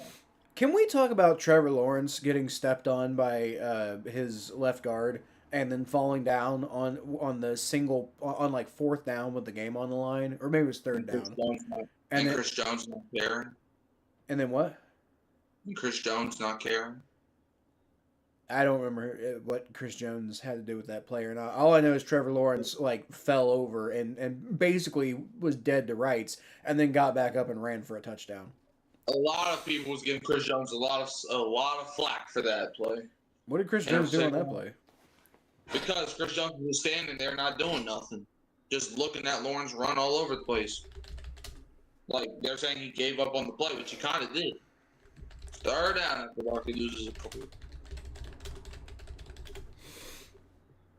Maybe Chris Jones is just overrated. Maybe he is.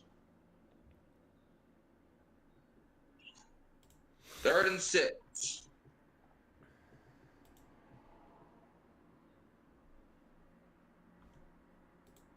But I'm still, like, when I was watching that play, I was looking at Chris Jones. I'm like, brother, what are you doing? Third and 6. Hurts takes the snap. Jalen Hurts. He goes for a deep ball and has a wide open man, and he overthrew him. Devontae Smith was wide open for a touchdown. Well, that's what he gets for not throwing the ball to A.J. Brown. Whoa, that's loud.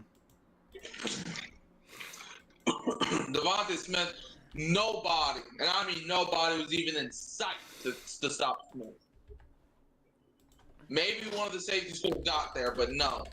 He had a wide open touchdown. This is why y'all need to kill him more. But no, y'all wanted to treat him badly. Punt. He punts out of the end zone. Punt is away. It travels. Giants are going to get some good field position. It goes out of bounds around the 40 of their own side of the field. But the Giants going to get some good field position. But the Giants got to win this game if they keep playing like this.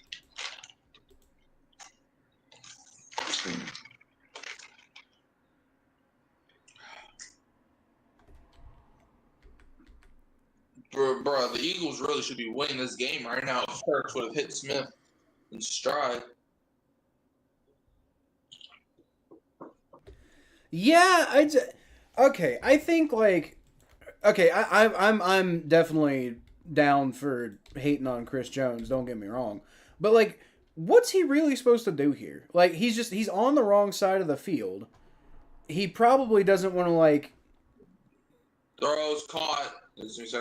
But like, the thing was, like, he could have ran over to that side and stopped the touchdown. Because, like, Trevor Lawrence fell down. That gives you time to recuperate. Yeah, but you also, like, you know, if, like, I mean, like, from the position he's in, you can easily take the wrong angle. Now, he doesn't do anything, but it looks like it looked like he did react and he was paying attention and he did kind of start moving that direction, then quickly realized he's kind of screwed. But from what I was looking at, he could have stopped. Like, he could have at least attempted to stop Lawrence when he got up. Well, he wasn't anywhere near Trevor Lawrence. That's because he wasn't going by Trevor Lawrence. Well, he was getting blocked. But the thing is, he was getting blocked, yes. But he's supposed to be Chris Jones. Well, I mean, I do agree he could have showed more fight on that play, but I also think like he wasn't going to do anything on that play. Well, dang it, he could have tried. Maybe. Also, fuck Chris Jones, but you know. That's gonna be a face mask, by the way. Brian Daboll saying face mask. Yeah, it's face mask. I don't know why they're talking about it.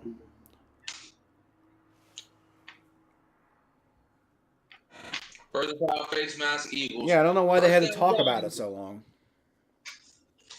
Yeah, face mask on Byron Young. Yep.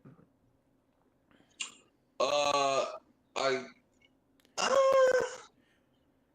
mean, yeah, he got at the end. Yeah, I mean, like it looked like it was unintentional, maybe at first. Like at regular speed, maybe the refs saw that he wasn't trying to do it on purpose, but he also like never like he could have removed his hand and didn't. Yeah. 1st and 10, Giants have at the Eagles' 29-yard line. Jackson Dart takes the snap. Dart, pump fake. Dart is going to throw it to the end zone. It's gonna be holding. Overthrows him, but flag comes down. And by the way, just so you know, Quinshawn Mitchell is out for the rest of this game. That's very unfortunate. But what it's also unfortunate is this going to be holding on the Eagles. Little Jordan Humphrey, my boy. Let's see. Oh, they're calling pass interference. No, it's illegal contact. Oh, okay. So basically, that's basically what I was trying to say, I guess. Because they didn't call holding. But... Ringo. 5-yard penalty, first down. Yeah, he cut him off on the route. Yeah. That throw, you gotta let the receiver run the route, whether you want them to run it or not. Yeah, and if you're gonna get in their way, you got to do it a lot quicker than that. Yeah. One time I was playing Madden and I knocked the receiver down to the ground before he even started moving. That happened to me one time when I was playing football.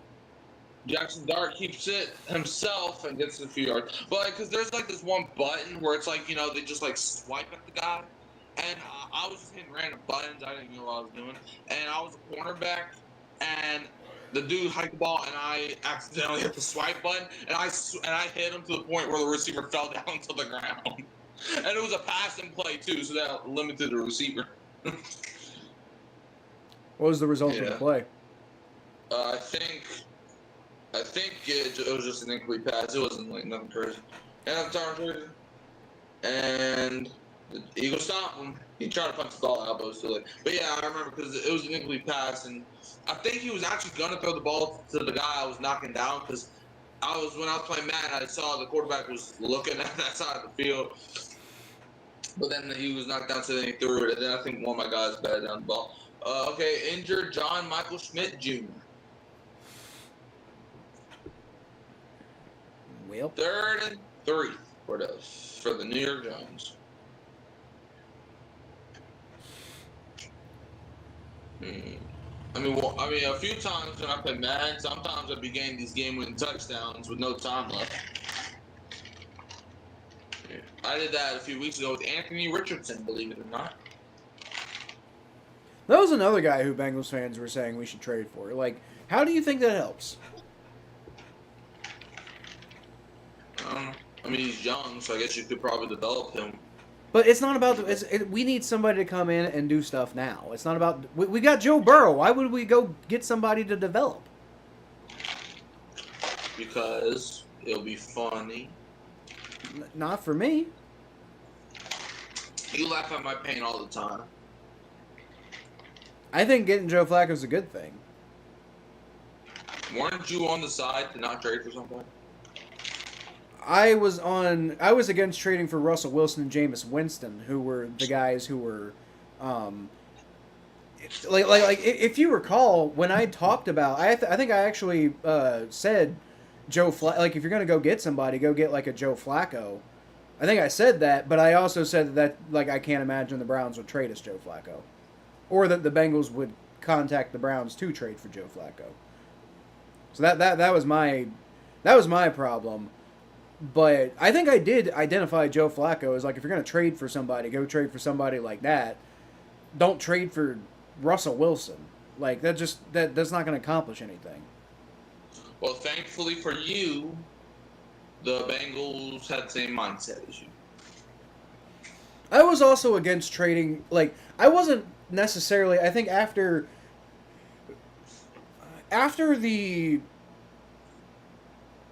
Vikings game, I was very against trading for a quarterback because I'm like, that was a fluky, crazy loss to the Vikings. You know, we should be able to come back from that. After the Broncos game, I was like, okay, this is looking bad, but I still think that they can kind of get this going. After the Lions game, I was like, okay, something's got to change. I wasn't necessarily saying trade for a quarterback, but I wasn't against it at that point. But yeah, at one point I was against it, but that was back again. That was like 2 weeks ago when we lost to the Vikings. Okay, I'm assuming his nose is bleeding. Yeah.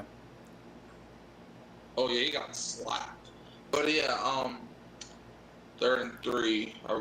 You heard Browning said he was pissed at himself after they traded for Flacco? I sort of. I'll say more about that here in a sec. 3rd and 3, Dart takes a snap. Jackson Dart rolls out to his left. Dart is going to take off, and he got the first down. So, Browning said that after they announced that Flacco was starting, not after they traded for Flacco. And he said he was pissed at himself. A lot of Bengals fans are upset at him. That was a gutsy play there by Jackson Dart, by the way. Yeah. 1st and 10. Let's see if they fumble the ball here like they did on Sunday. Jackson Dart. That was nowhere throws to the end zone. Incomplete. And Low Jordan Humphrey, I think, is trying to call for a flag, but he doesn't get it that time. I think he's just not a very good player. Who? Lil Jordan Humphrey. Shut your mouth. He's been bad all game. No, he hasn't. He made that one catch in the 1st quarter. Okay, he made the one catch. Every other play has been bad. He made a great catch. But that is a flag, though. No, it's not, because that wasn't catchable. I didn't. That was an overthrow by Jackson Dart. Okay, I think you were an overthrow by Jackson Dart. I think the pitch to Cam Skadaboo, and Skadaboo runs over a guy and gets a 1st and goal. All right. So yeah, Jake Browning, like a lot of Bengals fans are pissed at him right now because Jay Morrison, who in general I've really respected throughout the years, but he goes and puts out this like clickbait bullshit fucking way of framing Jake Browning's quote. Like he was talking to the media about like getting benched, and he's like, "Oh yeah, I'm pissed," and like you know, I should be pissed. Like if I wasn't pissed, then I don't deserve to be in this locker room. And it's like nothing he said was wrong, and Bengals fans are like over here slamming the guy because they're like, "Oh, you're not taking responsibility for your problems." Like what are you talking about? He said like he also admitted. That's a touchdown, by the way. Okay, so was fighting, and he gets in for the touch. Well, let's see if they call it a touchdown. And they're calling it short. Refs are pointing like different directions. Guard is celebrating. Ref is doing whatever he's doing. Okay, I don't think he was in the ground. All right, continue what you were saying. Hold on. That's okay. So, a bunch of Bengals fans are criticizing Jake Browning. That's a face mask, by the way. That's a touchdown. I think it is barely, but and he fumbles too. No, that's a touchdown. I would challenge it. Yeah, let's see. The ball. Yeah, that's in. The ball went over the line. That's absolutely a touchdown. I'm challenging that if I'm Dayball. No question, that's a touchdown. And even if that is a fumble, the Giants recovered it. Well, yeah, but you can't advance the ball on a fumble. No, that's only for like the final 2 minutes. Oh. And on a 4th down. And they gave him the touchdown. Okay. Yeah, it was definitely a touchdown. But like, okay, so I guess you can advance, but you like you can't toss the ball forward is the point, and then recover the fumble there. Well, that's essentially what happened, because like when he lost control of the ball was not across the goal line. Now it had previously gone across, which is why they gave him the touchdown. But if they were trying to say he did not get the ball across, then at the point he fumbled, it was back behind the line. But anyway, Jake Browning. Hold on, before you do that, you got to update the scoreboard. It's not halftime and 27-17. So Jake Browning. You got like every single quarter wrong except for the first. You got every quarter wrong except for the first. I'm not doing the quarter. Yeah, you're not, are you? Didn't see that one coming. You're not doing it either, clearly. You didn't do it either. I did on Sunday. No, you didn't. Yes, I did. Because you don't have my scoreboard. I have my scoreboard. Yeah, it's a different scoreboard. It's on StreamYard plan. Different scoreboard, though. I literally don't care. I do. Saints still won. So anyway, Jake Browning said, like, I forget the exact quote, but it was basically, like they were talking about him being benched, and he was like, oh yeah, I'm pissed, and like I should be pissed. Like if I wasn't pissed, then I frankly, if I wasn't pissed, then I don't deserve to be in this locker room. He's pissed because he's competitive, and he knows he fucked up. He never said that he didn't fuck up. The one thing that he said that a lot of Bengals fans are taking issue with, and I think it's being A, overblown by these Bengals fans, and B, framed in a shitty light by Jay Morrison, who in general, like I said, I've respected for years, but I do not like the way he's framing this at all. Because he's kicking a guy when he's down for clicks is what he's doing. But Jake Browning, he said, he was like, I take my responsibility for everything that happened, but I also don't think it was all just me. I think there were, or he didn't say that exactly, but he said there were a lot of reasons why the offense was not performing correctly. And that's, maybe that went a little above what you needed to say there. Maybe he could use a little bit more tact there. But people are crawling all over this guy like he's trying to say, like, it's not my fault that I threw 3 interceptions. Like, that's not what he's saying. He's pissed, and he's clearly pissed about the situation. He's clearly pissed about himself. Yay, next week we get to call the Bengals game. We sure do. Hopefully Joe Flacco can get some magic going by that game. Yeah. It's going to be weird that you're not doing the play-by-play for next Bengals game. Yeah, but I think I'd rather do the reactions anyway. Dang. Now, I'll tell you one thing. I am not if you are behind me, I am not holding back my reactions during a Bengals game. You can go fuck yourself. Nah, I feel you. Hey, I would say the same thing for a Saints game. Yeah, after that. But it's also weird that I'm ahead. Like, this has never been the case before. It's just that, like, now that I'm, like, watching on the actual services themselves instead of the way I used to do it, I'm apparently ahead now. Why is Jameis Winston on too? And why are they showing him clapping? Because he plays for the Giants, I guess. Man, I love my boy Jameis. Oh, that's the fourth Saints play. Okay. Yeah, well, I still have yet to see a former Bengals player. Other than Jakey boy. 1st and 10. Well, okay, other than Jake Elliott. Jalen Hurts high snap. Takes a snap. Hurts is looking. He's going to scramble. He's going to throw on the run. It is caught by Goddard.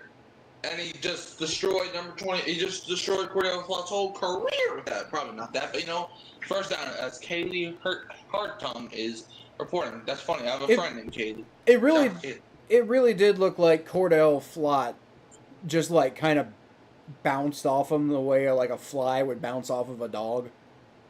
Oh, that's nice. First and 10, Eagles have it their own 44.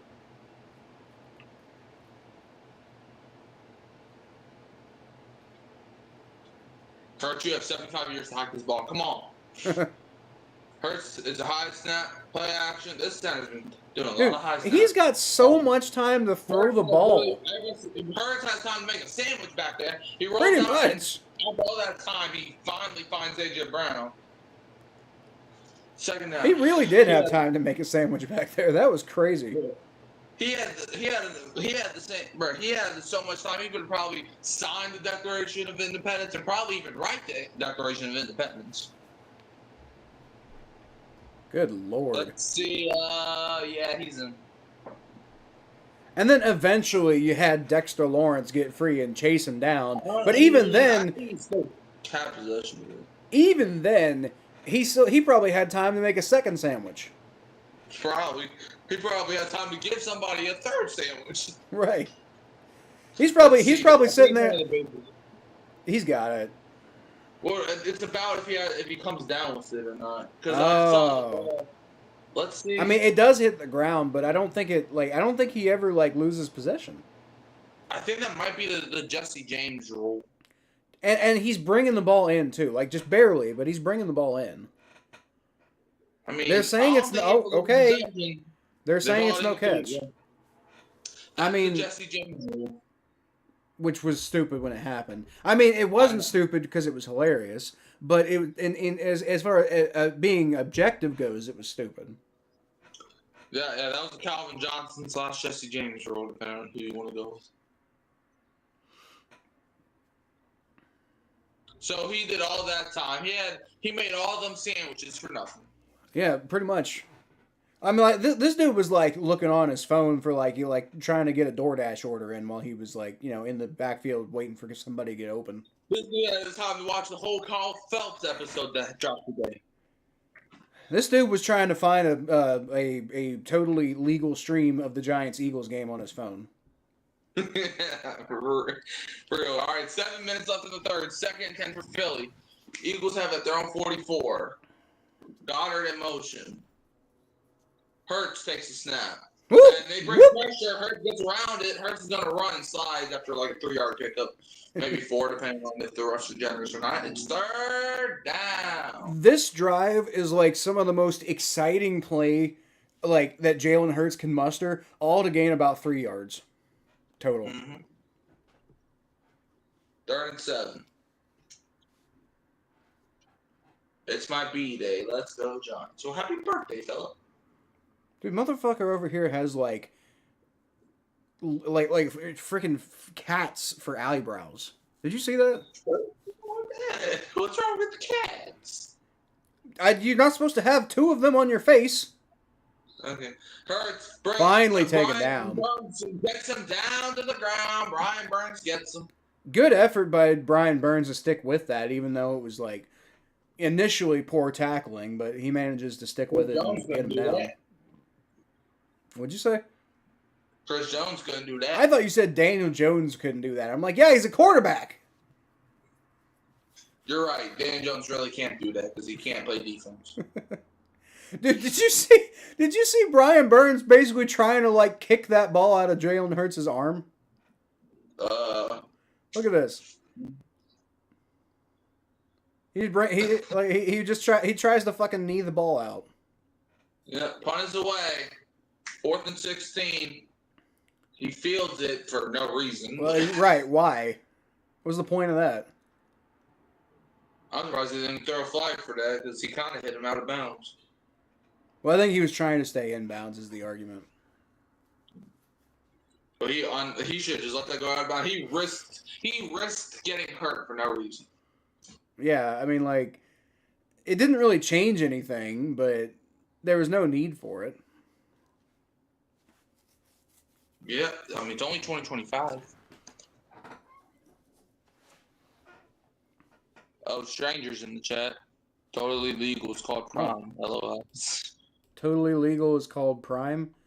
Well, that's actually legal. I wasn't talking about that. I don't like paying Amazon for anything. I'm very much an anti-Amazon type of human being. I think they're an evil, terrible company and don't deserve anybody's money. But I like watching football too. What'd you say? I think you're an evil, terrible company. I'm not a company. Although, I probably am going to start my own company here relatively soon. That's nice.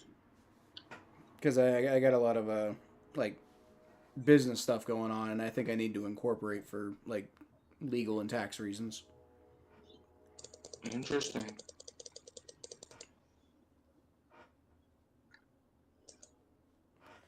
And plus, if, ever I make any money off of this YouTube channel, it'll probably be helpful to have a business already set up. Yeah. LLC, yeah, that's definitely the direction I'll be going, stranger. LLC is definitely the way to go when you're small. How's your baseball team doing? The Reds. Are you genuinely asking? Yeah. I don't watch baseball. Oh, they lost. Oh. They're out. I mean, I didn't expect them to beat the Dodgers. I was shocked they made it in the first place.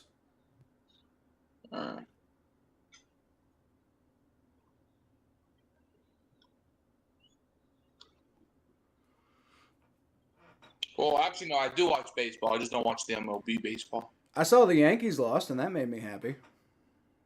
So, like, they're eliminated too? Apparently, I guess. I don't know. I assume so. I think I did hear the Yankees got eliminated. I think they were one of the teams I heard that got eliminated. Yeah. I don't even know who's left. Neither do I. I don't even know any baseball teams other than the main ones and the Reds. Other than who are the main ones? Like the Dodgers, the Yankees, teams like that. Right. The ones that get talked about every single day. So the Blue Jays, by the way, beat them. Oh, okay. Dart throws caught by Jalen Hyatt. It's tackled by old dude over there. Second down. So right now, so apparently you've got the Dodgers and the Blue Jays are two of the final four teams, and then it's the Detroit Tigers and the Seattle Mariners on one side, and then on the other side it's the Brewers and the Cubs. So go Blue Jays!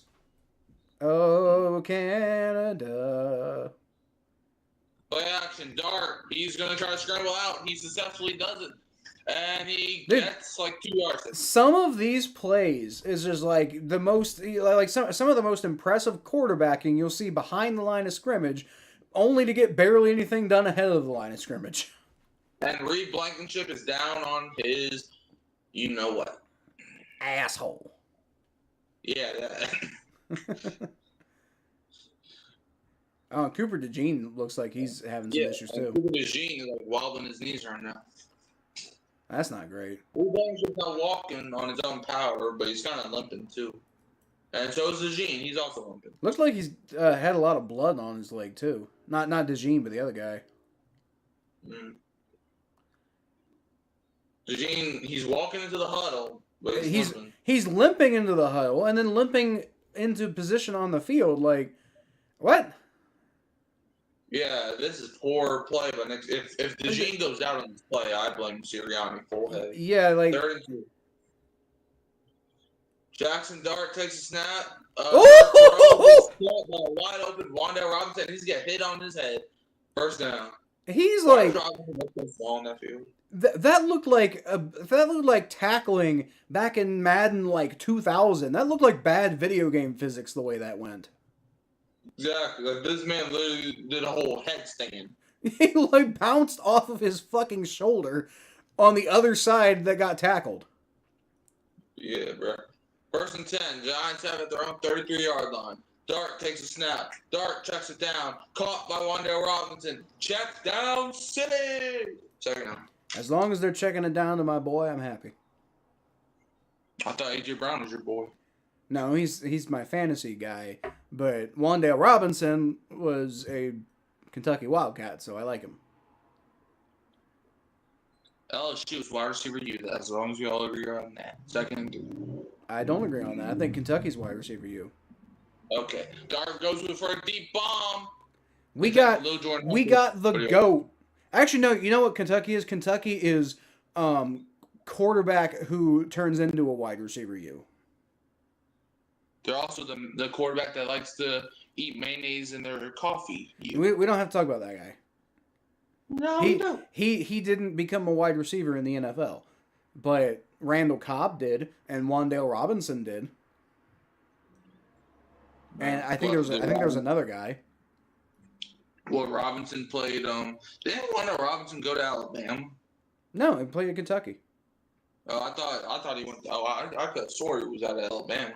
No. He might have been at Alabama at one point, but he was most recently at Kentucky. Oh, I thought he was drafted. I'm probably thinking someone else. Yeah, no, he played he played at Nebraska. You know for a couple years. What's his name? The dude that was drafted by Houston, John Mechie. That's what I was thinking of. How the fuck did you get John Mechie and Wan'Dale Robinson confused?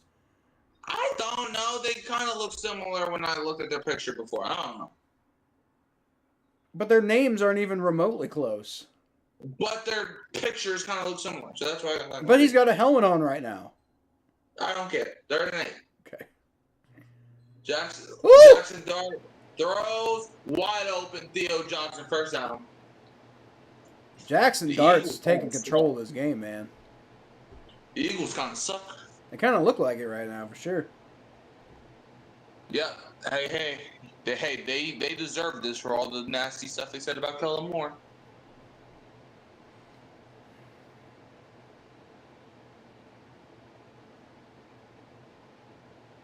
This is so funny. I'm so happy. Look at our little children beating up on the Eagles. They're making Daddy proud. They're all older than you. But they're making Daddy proud. Dart gets sacked. Oh, no. Jackson Dart might have a concussion. He's down. Oh, no. That's a bad sight to see. Yeah, he got smacked, dude.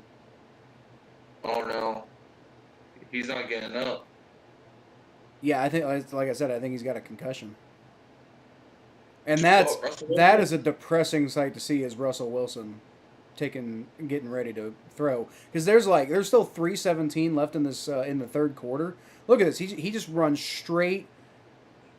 Yeah. I don't know if it's a concussion, more of just like a. Maybe, I don't know. It's just the way his head snaps back. Maybe, I don't know. But if the Giants lose this game now because Russell Wilson stinks it up, bro, you know how they will react.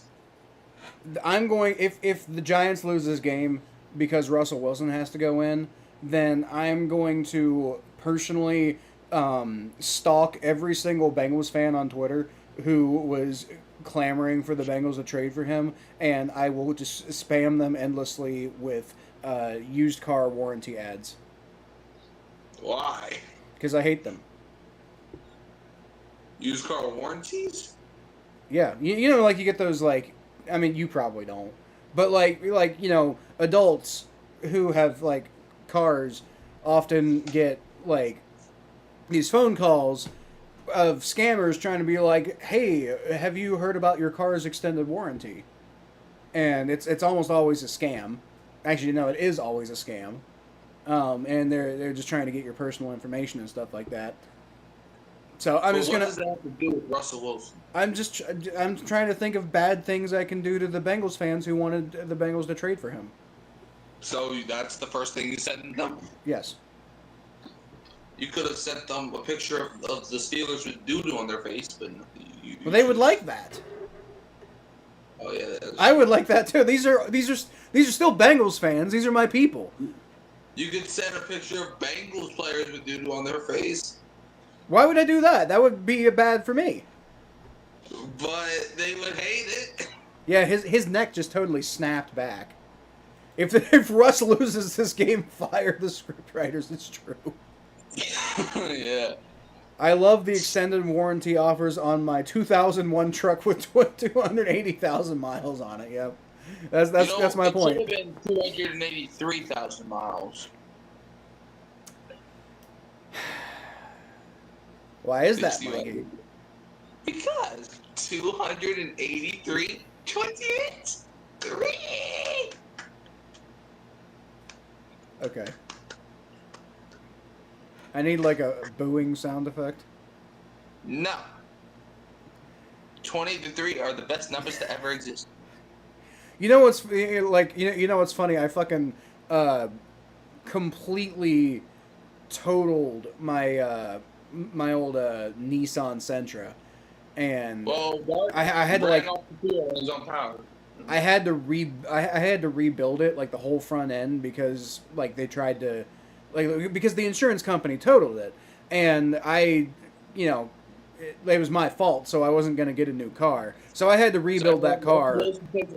Hands off to Cam Scott, or no, that's Tom Tracy. He gets like 3 yards. There's third down. Oh, he still fell backwards. And third down. I'm pretty sure I got more extended warranty calls after I totaled that car than before I totaled it, which just blew my mind. Like, if this was a real thing, you wouldn't be giving me an extended warranty on this thing. I've already violated the warranty. Well, that's nice. 3rd and 9 for the Giants. What an absolutely... What a gut punch this is, by the way. Jalen Hyatt in motion. Russell Wilson. I repeat, Russell Wilson. Robinson goes in motion. Russell Wilson. I repeat, delay of game. What the fuck are you doing, Russell Wilson? That was oh blatant. My God. Why are y'all booing? Because Russell Wilson's their quarterback all of a sudden. I'm rooting for the Eagles now. I'm not. I'm rooting for the Eagles now. Go Eagles. This would just be such a fucking exclamation mark. With the 9. Brian Dable was even pissed. Giants going to punt the ball. Punter standing at the 45-yard line. The Scottish Hammer. The punt is away, and that is a weird-looking punt. Dude, Jackson Dart was about to put the Eagles away, and Russell Wilson's done give him a fucking second chance in the game. It would be funny if the Eagles win this game, though. Cam Scott would be winning to the 10th to make sure Dart was okay, I guess. Because he knows they're screwed without him. Yeah. And did you see Brian Daboll getting pissed at the like the medical guy? Like, I think it doesn't sound like it's good news. Yeah. Especially because he's still in there. Well, Jackson Dart's out for the rest of his career now. Well, I think he's out for the game for sure. That sucks so hard, dude. Yeah, that's the biggest fucking gut punch. If Russell Wilson's their quarterback, that would just suck. That would be really funny, actually. If they have Saquon, bro, Saquon's not been having a good game against his former team. He had like 3 good plays. Yeah, the first like 3 drives he was good, and then ever since then he's been bad. Mm-hmm. I don't even remember the last time he got a yard. You can just read their you can read the energy of the conversation. He's like, I'm sorry, Jackson can't come back for this game. 2nd and 10. Eagles have at their own 12-yard line.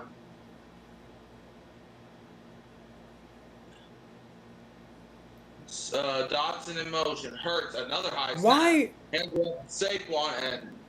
Why are you doing that? The Eagles are stupid. That's maybe they don't have Kellen I was just about to say that. Maybe they do need Kellen Moore back. Exactly. They don't have Kellen Moore. What the hell was that play call?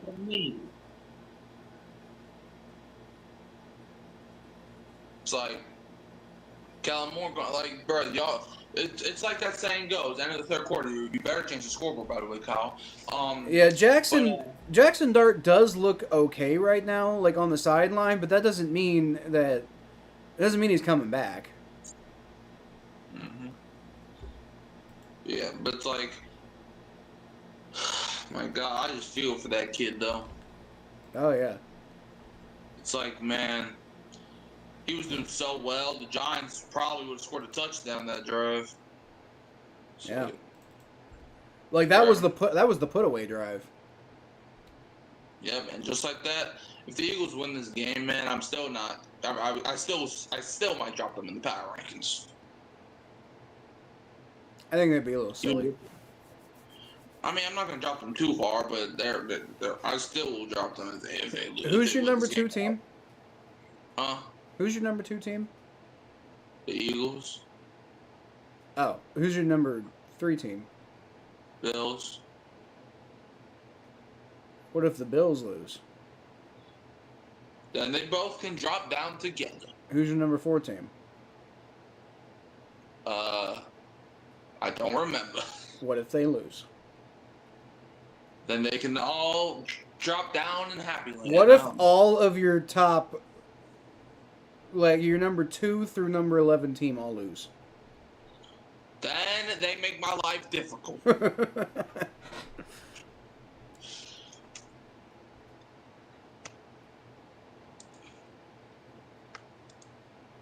And then I'm gonna have to hire a hitman.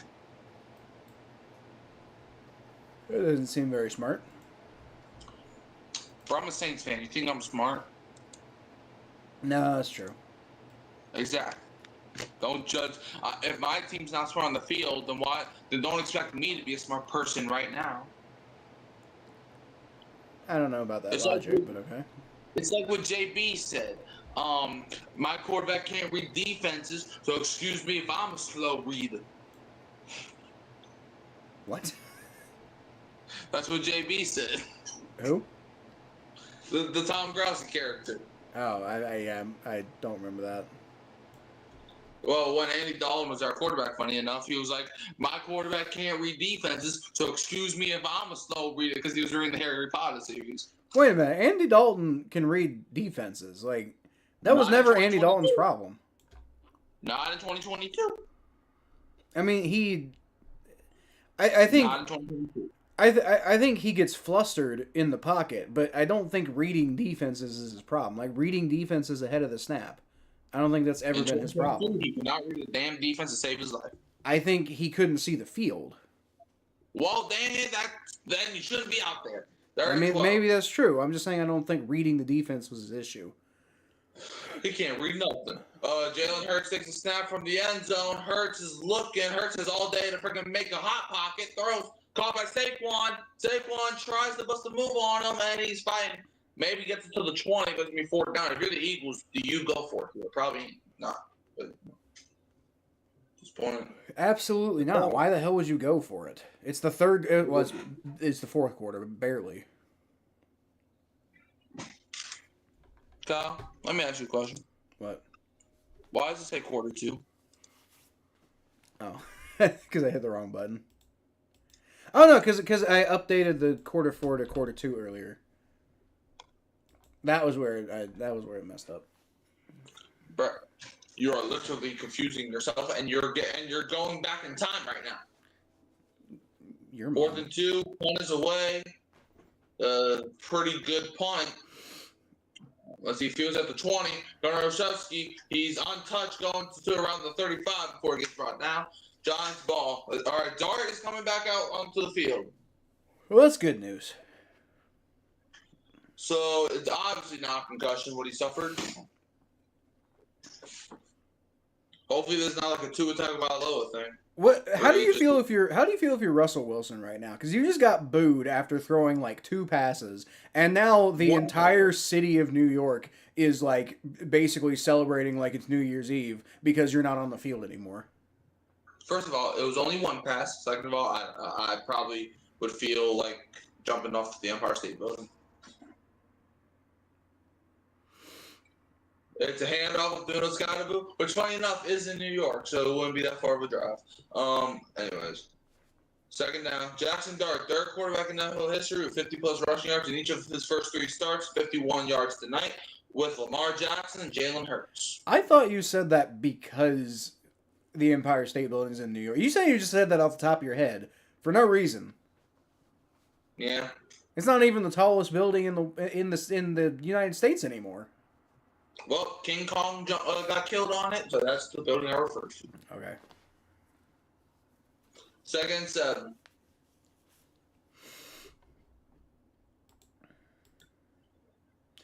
Yeah, I think Russ lives in his own little world, honestly. Ooh, nice catch. Ooh, caught by Hyatt, I think.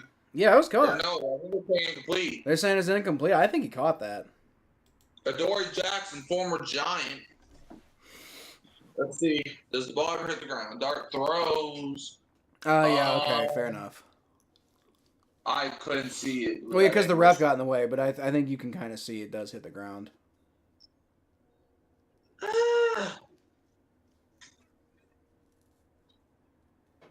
I don't know. I think that's catch, personally. 3rd and 7. 13:07 left. Dart takes a snap. Dart, more like fart, as he throws wildly. What's so funny? That was stupid. But, bro, I said, did you not hear what I said? Bro, that was so perfectly timed. Yeah, I did hear what you said. That's why I laughed. It's like, and he didn't even throw the pass when I said fart. I was like, Dart, more like fart, and then he throws like fart. Well, to be fair, the ball got batted down. Well, I also had JB in my head when you said that. Because he called the Atlanta dude fart. Yeah. Come on, fart. 4th and 7, Scottish Hammer. And he punts it. Man, that's a terrible punt. And Dotson's going to field it. Dotson running all around the defense, and he just scored a touchdown. Not playing. But it's the Eagles' ball. You know I'm ahead of you. I really don't care. 12:51 left. Jalen Hurts, Jackson Dart. What if Jackson Dart was a Falcons fan? I don't know. I'm just saying the fart would be funny. Oh, that would be funny.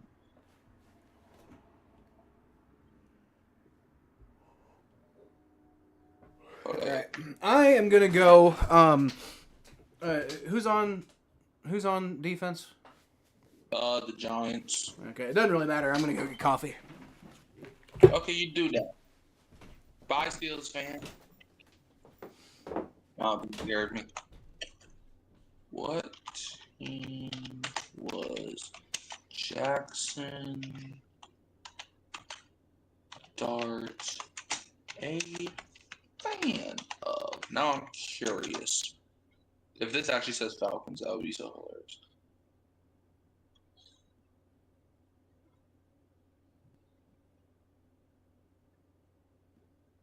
The Yankees, I don't care. Fell.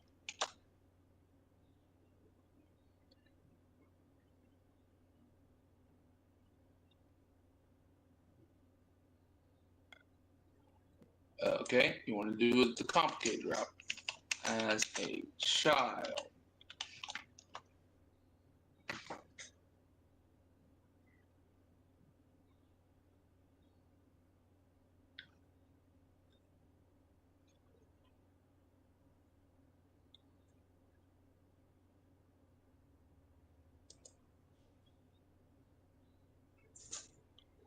Oh my God, no.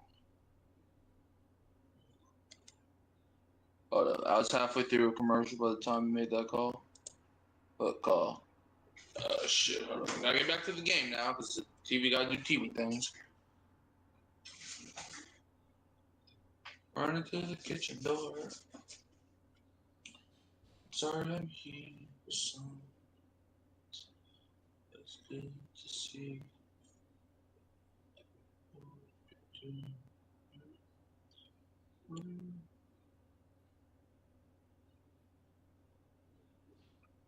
All right, 1st and 10 of the Eagles. They have at their own 34-yard line. Jalen Hurts. Devontae Smith in motion. Hurts takes a snap. Jalen Hurts throws, caught by Smith. Wide open, and Smith gets brought down by Tyler Nubin, but it's a first down for the Eagles.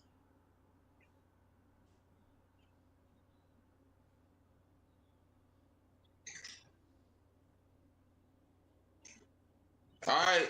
Eagles offense by half. First half, 35 plays, 224 yards, 18:22 off the clock. Second half, 11 plays, 36 yards, 6:32 off the clock. So, yeah. Giants definitely dominated this game in the second half. First and 10, Eagles have it at the 50. Hurts takes a snap. Jalen Hurts is going to throw it, and it is incomplete. Devontae Smith trying to go up there, but it's a flag. A flag comes out. This might be DPI on a Debo. What else is there? Former Saint. So trust me, I know a little bit about Paulson Debo. Let's see if they call it on him, or if they call something completely different. Pass interference. Yep, pass interference on Paulson Debo. I love a Debo, but something that Debo has problems with is PIs. I knew that for his first 4 years of his career when he was a Saints player. I love a Debo, but PIs was his problem. Clearly, he ain't fixed the problem yet. First and 10 for the Giants, the Eagles. Eagles have it at the Giants' 25-yard line. Jalen Hurts takes a snap. Hurts dumps it off, caught by Dallas Goedert. Goddard gets a first down for the Eagles. Tyler Nubin brings him down from behind, but Eagles first down. They put it on the line, so let's see. Let's see. Giants 14 coverage penalties this season, most in the NFL, and those are pass interference, holding, and illegal contact. First and 10, Eagles have it at the Giants' 15-yard line. Let's see if they can get a touchdown before Kyle gets back. Jalen Hurts throws, and it is incomplete. A.J. Brown's on the ground, and the ref throws a flag.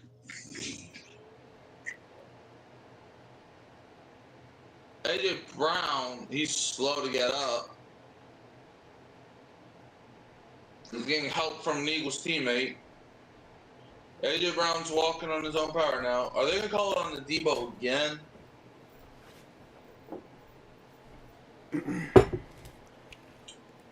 All right, so they're saying no penalty. Say no penalty, so I guess they picked up the flag. What? What'd I miss? The Eagles are driving. They're at the 15-yard line now. Debo, my boy Debo, did something that he did as a Saint a lot, which kind of annoyed me with pass interferences. All right, second and 10. Eagles have it with 11:36 to go in this game. All right. Eagles have it at the Giants' 15. Hurts. Let's see if this hurts the Giants. Takes a snap. Oh!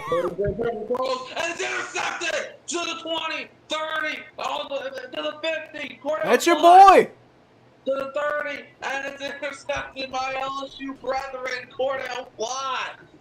Just like this, the game went from the Eagles going down 3, or only being down 3, to the Giants maybe going up again. My LSU brethren. Giants fans starting to have a little bit of a heart attack after that series of events, but that probably makes you feel pretty good. Yeah. Damn, that was almost a pick six, too. Yeah, bro, I thought he was gone. Cordell Flott was one of the best corners at LSU. Wasn't the best on the team, but he was up there. Dude, that is a skinny human being. Holy shit. I know. Like, it's wild to see him out here on a football team with a build like that. Holy shit. Intended for Jahan Dotson. What does he weigh, like 7 pounds? First and 10. Jackson Dart's going to keep it. Dart picks up a couple yards and then gets slammed to the ground. Dart got up, and I think he's looking for a flag, but he doesn't get it, which, I don't know why. All right, Patrick Mahomes. Yeah. Second down, Giants. Jalen Hurts, that's his first interception in his last 305 regular season passes. Snaps the longest streak, or the longest active streak in the NFL.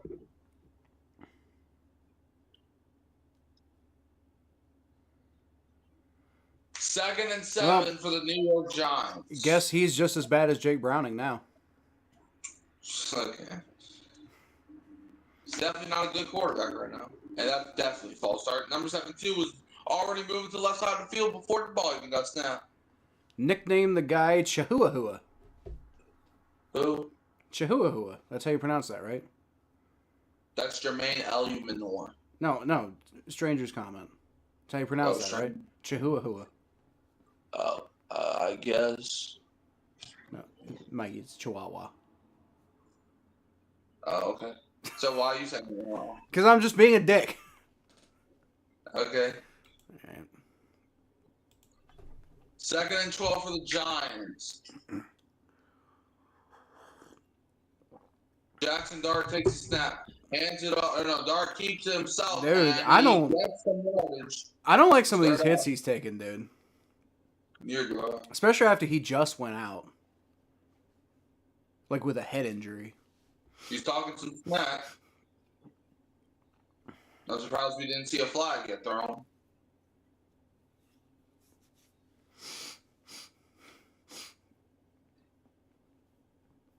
Third and 8 for the New Jersey Giants. What's up, Jerry? Gotta love these what's up, Jerry? Hold on. Let me see what you said. You gotta love these crooked shit zebras. Talking about them referees. Yeah. 3rd and 8. All right, Eagles Jackson Dart, man. Dart throws it up, and then Jalen Hyatt.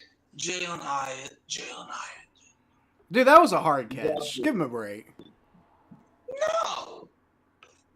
That would have been like a highlight reel type of catch. With the flag on the play. First down, Giants. Oh, they got pass interference though. Yeah, pass interference on the Eagles. Bro, why is Aaron Stinney just standing there with his hands up? PI on Keely Ringo.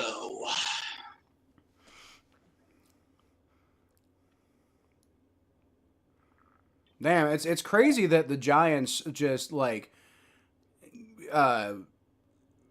found clones of themselves to play this week instead of the players who played last week. Last week was so much fun.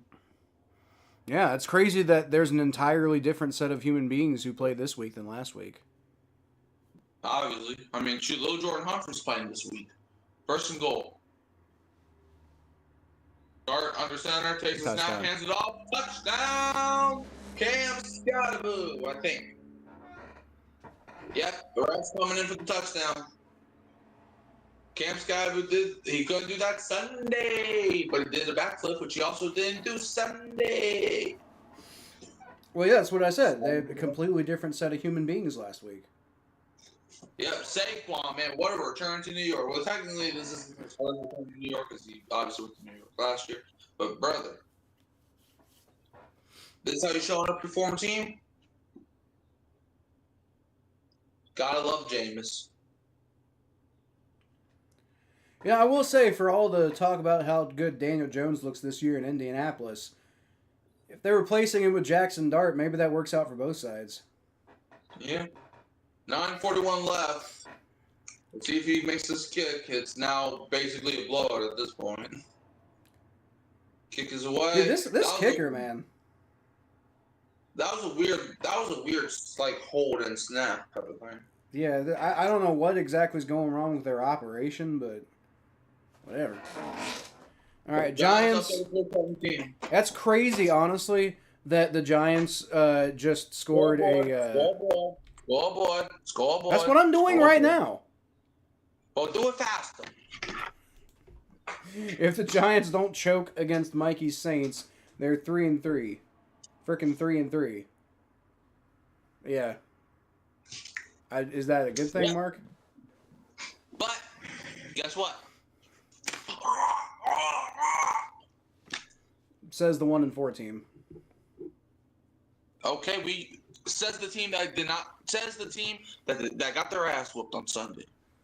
Says the team that won their first game on Sunday. Says the team with 0 Super Bowl rings. Says the team with 0 hope of winning a Super Bowl ring anytime soon. Says the team with 0 hope of watching a competent quarterback. Where Joe Flacco is the remaining hope. That's not true at all. Why? So Burrow can come back and play for a 2-7 or 2-8 or 2-9 or 2-10 football team? I mean, there's a good chance that they'll be better off than that when Joe Burrow comes back. You're right. No, I mean, not a guarantee. You're right. 3-9 is what I meant to say. Not 2. Nah. I think they'll be like 5-7. Are you good? Anyways. Yeah, you're right. They'll be 5-20. What? They'll be 5-20. That's not how math works. You don't tell me how I can do math. It's my show. No, it's not. It's my show. Well, okay, so technically we're both right. Because you're streaming to your channel and I'm streaming to my channel. Exactly.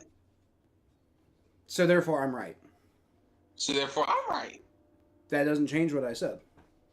That changes everything what you said. No, it does not, because I'm still right. Bro, I hurt my neck doing that choking thing, bro. Good job. Bro, I think I strained my throat. Also, there aren't 25 games in a season. Yeah, Mark. Funny that, isn't it? Bro. Isn't it? No. Wow, that sure is a stat, isn't it? Mikey. You're right. I meant to say 5-30. Fine. I meant to say 5-30. You a dummy.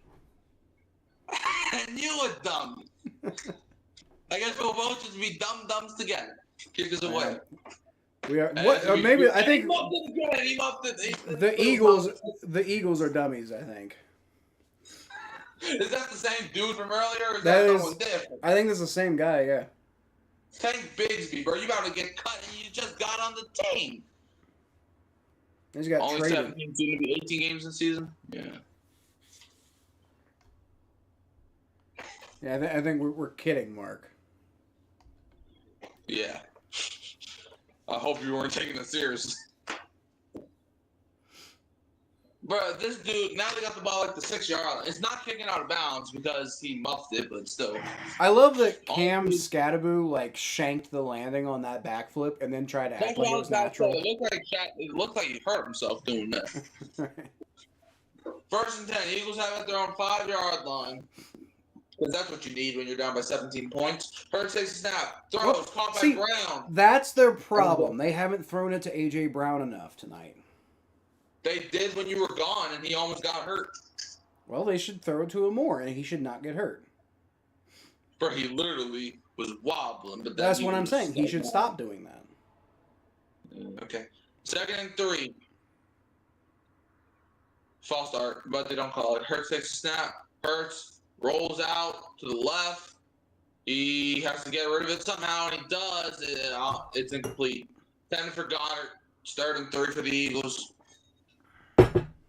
Legit. Cam Scattaboo, second Giants rookie running back with 3 rushing touchdowns in a game. Oh, and the other guy was Charlie Evans in 1971. Oh, yeah. Yeah, right. Charlie Evans. That's my favorite running back of all time. I remember, when I was a wee lad, Charlie Evans was my hero. Were you even born in 1971? No, I was not. Okay, I said you've been old. I wasn't even anywhere near that. 3rd and 3. That looked like false start too. Hurts dumps it off, caught by Saquon Barkley, and the Bengals were born in 1971. The Bengals existed. The Saints were born in 1967. 3 years old at the time. The Saints in 1971 would have been 67, 68, 69. The Saints would have been 5 years old. Depending on how you're counting it. But I think it's 4 years old. 4, 5, 6, 7, 8. Start typing up the crowd. 4th and 4. Play clock's running. You got 5 seconds, Hurts. The Eagles have it their own 11. Hurts takes a snap. Hurts is looking. He throws. And I think, it's called by Devontae Smith. So they move the chains. First down. I don't care. I want the Giants to win. So hey, y'all can keep sucking. I mean, I kind of want the clock to keep running because, like, I got other stuff I'd like to do before I go to bed. Yeah, 8 minutes left. Eagles have at their own 20-yard line. Jalen Hurts takes a snap. Hurts. Nice job. And what a tackle by Paulson Adebo, my brother. Nice job to keep him in bounds, man. I love you, Adebo. Second down.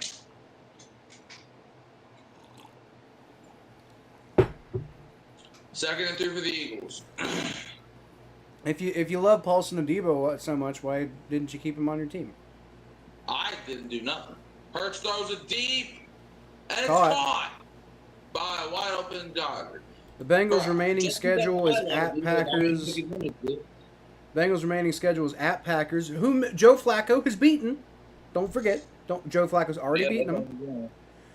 Versus Steelers, who, I mean, it's a division game. Joe Flacco's got a lot of experience against the Steelers.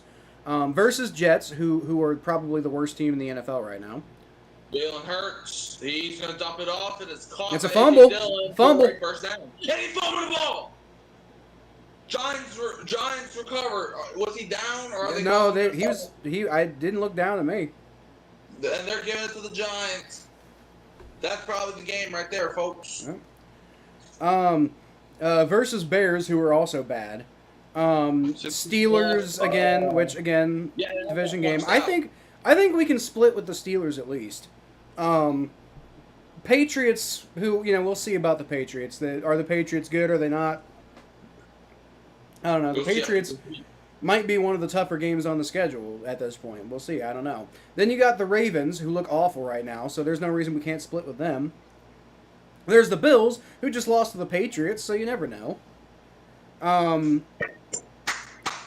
then Dolphins, Cardinals, Browns. But the thing is, if the Bengals are doing well at that point, Dolphins, Cardinals, Browns very well could be Joe Burrow, not Joe Flacco.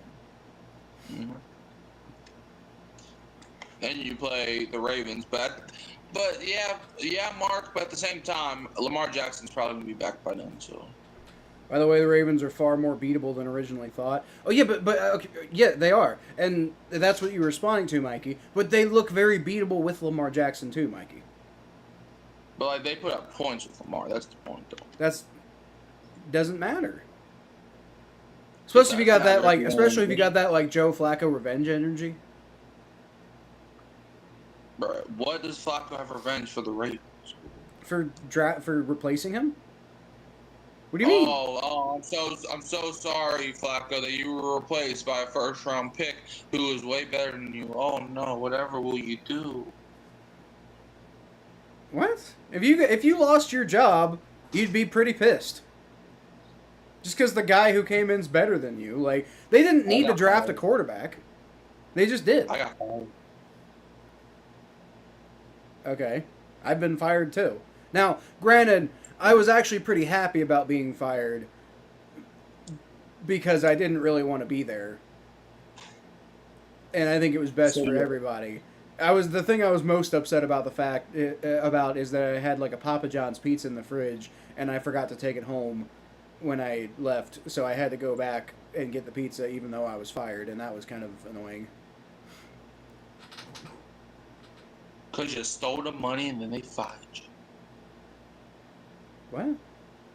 You stole the money and then they fired you. They didn't fire me for stealing money. They fired me for being bad at my job, and it wasn't a job I was suited for, to be fair. So why were you working there? Because I needed a job. It was the only place that fucking hired me. So if you needed a job, would you like take a hitman job? I took a lot of jobs I didn't want to do. I worked at 1-800-GOT-JUNK for a couple of years. That was awful. But I did it because I needed a job. And you'll be alright. Alright, I will now, but at the time. Yep, Eagles, they're off the top 10. I think that's a bit premature, but okay. First and 10. Giants have at their own 25-yard line. Dart under center, hands it off to Scottaboo. Scottaboo. He runs past the 40-yard line. Are they even trying anymore? Two. I think the Eagles gave up. The Eagles, they've been gave up. No, because you could see they were trying. Like, I think at this point they're just they just look like they are out there to put film. And I don't think they fucking give a shit right now. I think they're just like they don't want to get completely beat because that hurts their own careers. But I think they're done with the game. 15 rushes, 72 yards, 3 touchdowns. 1st and 10. Giants have it their own 43. Didn't do none of that Sunday. All right, it's going to be a handoff to Scatterboo again. Scatterboo cuts inside, and he got a 1st down. The Ravens are injured to heck and back. That's part of it. The Ravens, the Ravens have so many injuries. It's not just Lamar Jackson. Like they got a lot going on right now. Maybe you're injured to heck and back. I'm pretty good right now. No, actually, Joe Flacco's mediocrity cost the Ravens a playoff spot in 2017 due to being in a division with the 0-16 Browns. What? What does that have to do with... I'm not saying you're wrong about that. What I'm saying is Joe Flacco would be upset about losing his job, regardless of whether he deserved it or not. It's a handoff to Scottaboo again, and he only gets like a yard there. I got injured yesterday. What do you mean that being in the division cost them the tiebreaker? If they, was it because the Browns were bad, and so the Browns, the Ravens' strength of schedule was lower? Is that what you're saying? John Mara, Giants president and CEO.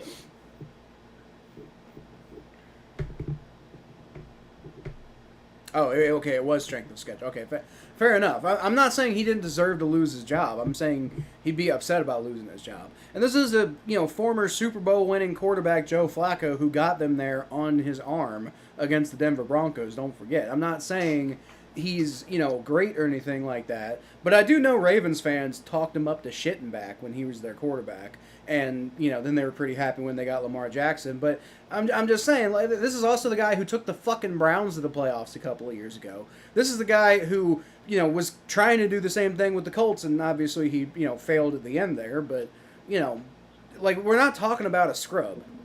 Now, he hasn't been good this year. Scottaboo to the left side, gets it to around the 40. It's going to be 3rd down. I think the Eagles caught their 2nd timeout. That's not what okay, I'm happy about it, man. So I'll take it. What, the Eagles losing? Yeah. Yeah. I hate both teams, but it is what it is. See, I'm rooting for chaos because I don't give really much of a shit about either team. Ever since, I didn't like the Giants when Eli Manning was the quarterback because I didn't like Eli Manning. But it wasn't ever really an anti-Giants thing. I don't have a problem with the Giants. And then the Eagles, I've never had a problem with the Eagles. And now my sister lives in Philly, so, and plus Philly cheesesteaks are delicious. Gotta rep the food. Philly cheesesteaks are one of the best regional foods on the planet. Right up there with beignets. Beignets are pretty good. 3rd and 5. Giants have at the Eagles 41. It's going to be a play fake. Dart rolls out, throws, caught by Scottaboo, and he gets hit. Leveled out of bounds by number 24. But it's a 1st down Giants with 5 minutes to go. It is true. Ratbird fans will not shut the fuck up half the time.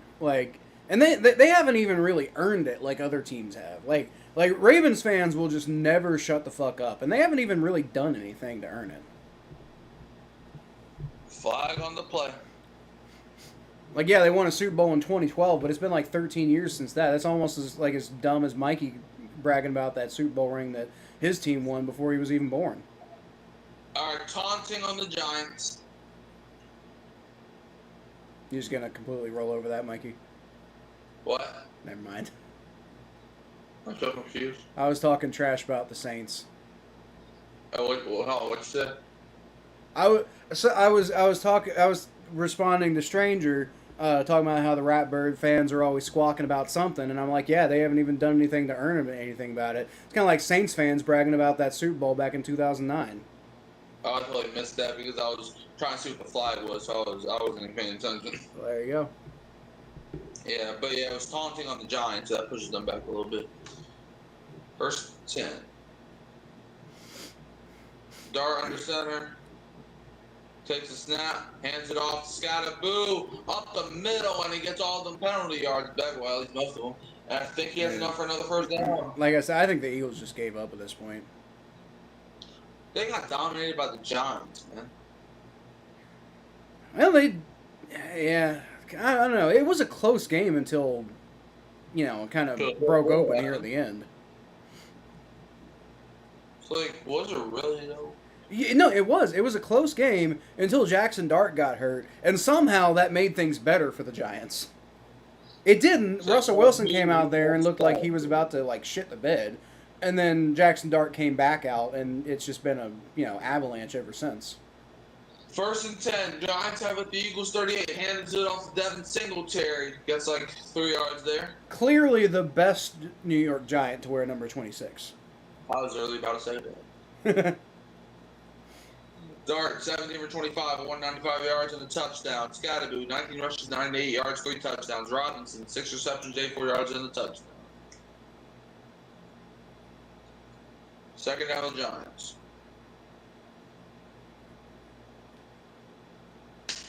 Man. Wins by rookie QBs versus the Eagles since 2016, 2-10-1. And the quarterbacks I assume beat them was Dak Prescott in 2016 and Jane Daniels last year. Hands it off to Devin Singletary, and Singletary almost breaks off a tackle, but the Eagles are still trying to get him. But I think he might have gotten up for first down, though. Yeah. Whew, man, I'm all for the Eagles sucking. It sucks that it has to be the Giants to beat them, though, but that part kind of sucks about it. But if someone's got to win this game, I guess it might as well be the Giants. What do you have against the Giants? I'm confused. Because, back in the day, and when I say that, I mean 2 years ago, a Giants fan was talking trash. But, it was to the trashers. He started, throwing shots at the city of New Orleans, at the Superdome, at the fan base, saying, basically taking personal, low shots. And it's he started getting personal about it. And I'm like, bro, I don't mess with that. And then more of their fans started talking and, started agreeing with them. And then more fans started. And it's like, bro, I'm tired of y'all. I mean, it's kind of got a point. I mean, New Orleans, your buildings are dumb. Wrecked. That don't make no sense. But no, it's not about that. It's about him just saying how he's gonna take a crap in the dome. Him saying that, he hopes that I don't know, he said something. I don't know. It's he started saying how F New Orleans is trash. It's bro.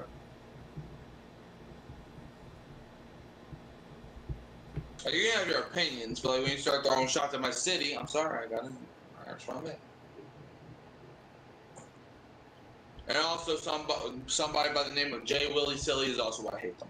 Jackson Dart gets the first down.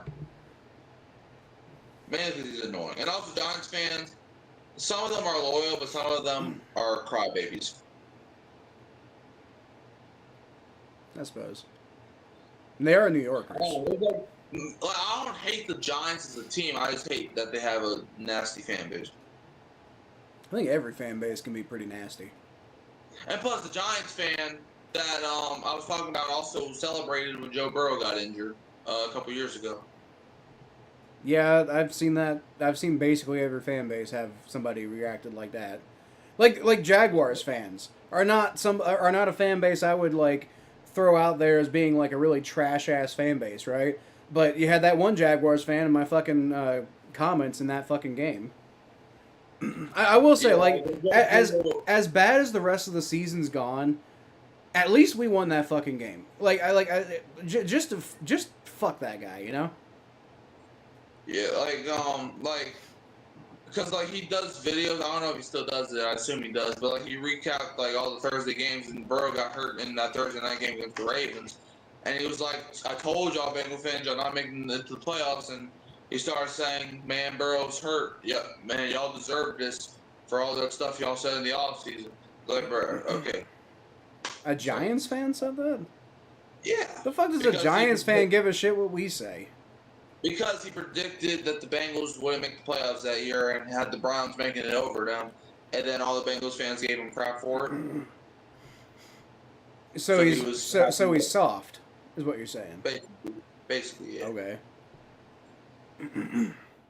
If you can't handle a little bit of heat, then maybe you shouldn't have a YouTube channel. Exactly, that's what I'm saying. He was like, bro, like, and when and he hates Derek Carr, like even before I did. So that adds a fume to the fire. It's like, I don't know, like I don't hate the Giants' team, but seeing him watch his team struggle, that brings me joy. That's good. At least my team's Super Bowl is far more recent. Yeah, we lost though, Mark. Oh wait, no, you're a Buccaneers fan. Okay, never mind. Yeah, got a point. Y'all did with the Super Bowl, but like I said, I don't care what y'all did. Like I said, I don't even look. Y'all are a good team. I respect y'all, but I don't hate y'all like I do Atlanta. Like I don't like y'all, but I don't hate y'all like I do Atlanta. Yeah, that's like Buccaneers fans for years have been saying, "Man, we the Saints rival," and kept on throwing shots at us, and I'm like, I don't care. As long as it's not the fail cons, I don't care. I don't care what you do. Yeah. You could go 17-0 for the rest of your existence, and I still won't care. They're already kneeling this ball. I mean, that makes sense. Yeah, but me. So, you know. Right. Like, I'm not saying you say that, Mark, but it's like a lot of Buccaneers fans be like, "Oh, man, Saints suck," and I'm like, okay. But if the Falcons said it, I'll be like, okay, well, your team sucks too. See, well, I respect that. I used to feel that way about the Ravens, but I'm not gonna lie. Eventually, Ravens fans talking enough trash got me to dislike the Ravens. Well, the Bucs fans, you know, other than Tom Brady going there in their 1 year in 2002, they've been kind of an irrelevant team. Yeah, that's true, stranger. Now, I'm not gonna lie. I'm not really super active on social media either. About the only thing I'm active on is YouTube. And that's not so much for the social media aspect of it. That's more of just like I really like making the show. You know, I like I like interacting with you guys and stuff like that. But what I really just enjoy is putting the show on. So, but like I have a Twitter. I use it every once in a while, but you know, I have an Instagram. I can't tell you the last time I used it. So I'm not much into social media, and it's not because of being thin-skinned. It's just because like I just the amount of interaction social media expects out of you. It's part of why like I don't know. I don't know if I'm ever gonna get to like Tom Grossi's level, right? Because I just don't know if I feel like being that constant on fucking social media. It's just like I don't see the appeal in it, you know? Yeah, like, and the weird part is I used to respect that Giants fan. I used to think he had some good takes, but then that Saints video came out, and then he started celebrating when players got hurt. It's like I don't respect that John. Like I'm not saying it's every Giants fan, but like with him, like, I don't respect that. That's actually kind of sort of what I'm talking about. So like I mean maybe he's a bad person. Maybe that's just what's going on. But social media also like particularly stuff like YouTube and stuff, it incentivizes you to like the more controversial you are, the more things you say that are like crazy and get people to like fight you and stuff like that, the more social media rewards you by showing your stuff to people. So like people who come on here and generate controversy and stuff, they tend to become more successful on this platform because they say crazy shit, and then you know people like start getting angry and they're like, oh, rah, rah. It's like some of my best performing videos have been the ones where people came just to fucking shit talk me. You know, and whether I'm talking shit about like I mean, it's not like the very earliest days of this channel. Some of my only videos that did well at all were me and Thomas talking shit about fucking Lamar Jackson, right? And then like you know, there's you know, some of the other best performing videos on this channel are the Bengals doing really poorly and me reacting to that. The only stuff that did well on my channel that wasn't like that was Tom Grossi rating me and then me putting a video up that. But that's because Tom Grossi's fan base is geared towards positive interaction. And I respect the hell out of that. Tom Grossi's one of the few, I think, who's been able to cultivate, like, a positive following like that. But for the most part, social media incentivizes you to be vitriolic and to basically chase the biggest reaction out of people, because when you do that, and even if you accidentally stumble into it, you start getting rewarded because people start paying attention to your content more. And then that like anybody who's not paying attention is gonna look at that and they're like, oh well, I better do more stuff like this because this is what's getting people to give me more numbers.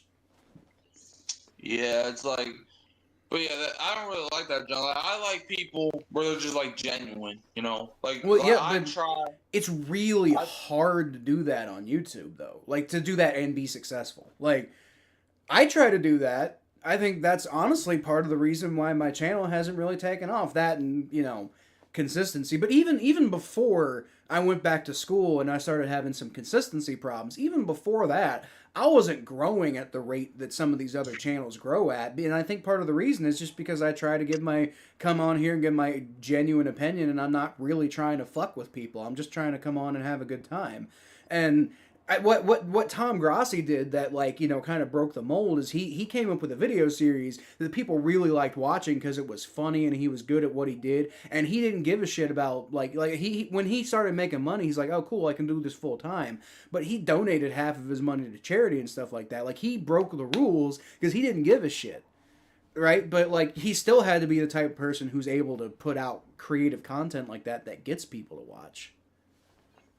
Yeah, but it's like I just don't mess with like I said, I don't mess with that type of junk though. It's like you can do you. I'm not telling you how to live your life or how to run your social media. It's like, bro, that's not.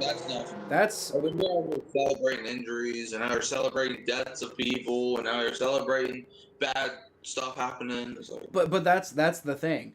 If you do that type of stuff, you're more likely to get people to watch. Like, like all of this, again, not to, I want to put a big wall up here. I'm not getting into political discussion. We're not doing this, right? I'm just pointing out the fact, and we're not going to go into politics here, but we can talk about the social media side of it. All the stuff about, like, Charlie Kirk and everything like that. You look at all the views that shit's getting because people are coming on with these very strong opinions about Charlie Kirk. Whether you believe one way or the other about it doesn't change the fact that if you come out and you say something really strong about a controversial topic, that's what's going to get you views. Yeah, I understand from that point, but it's like when you're basically like hurting like the inner person of you, it's like I just don't.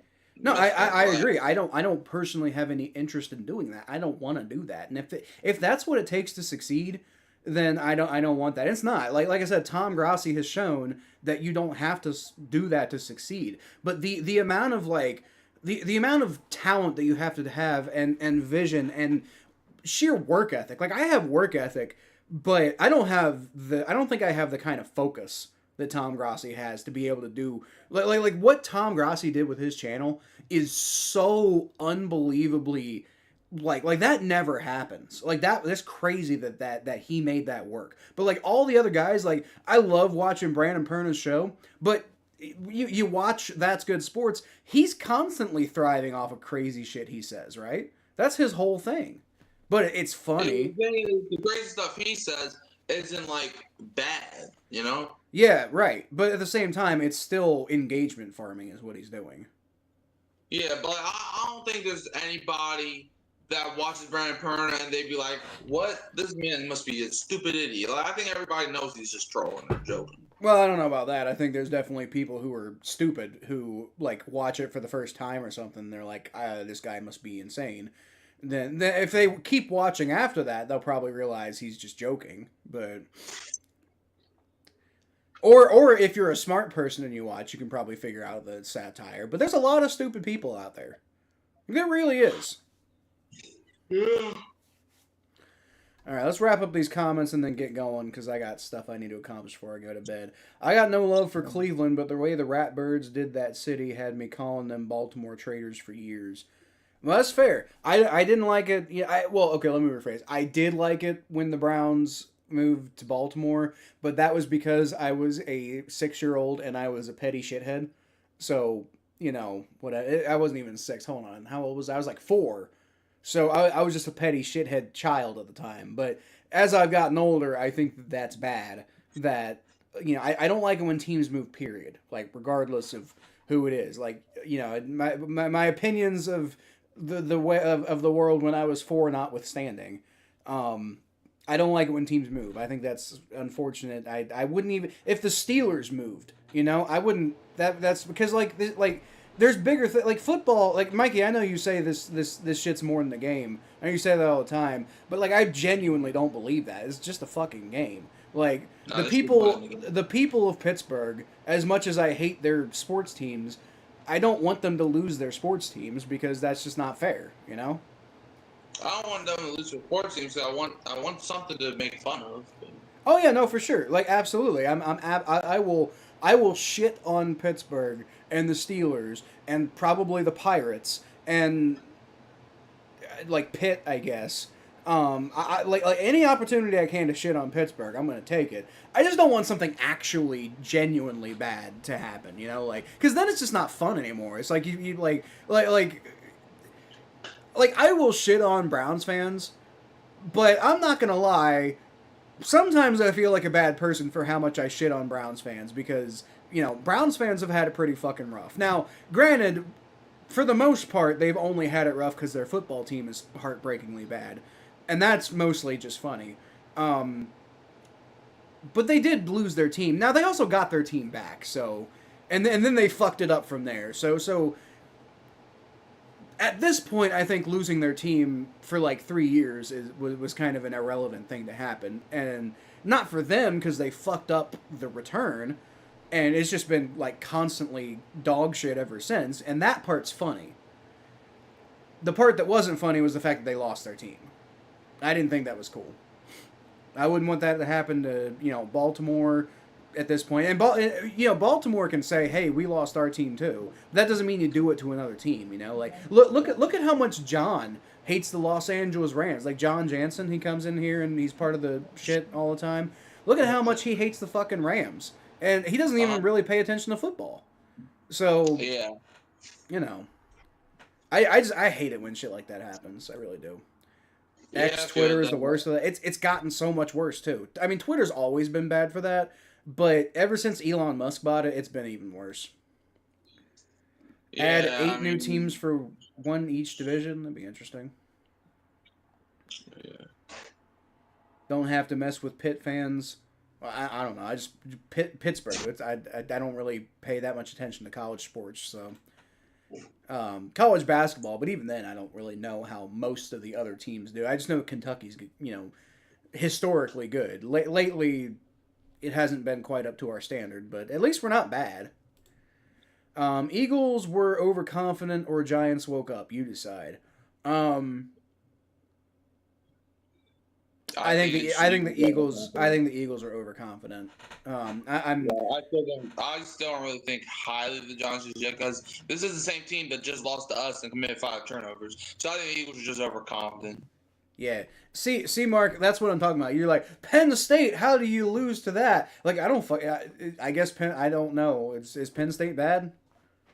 Penn State was ranked inside the top 10 a week ago, and now they're unranked today.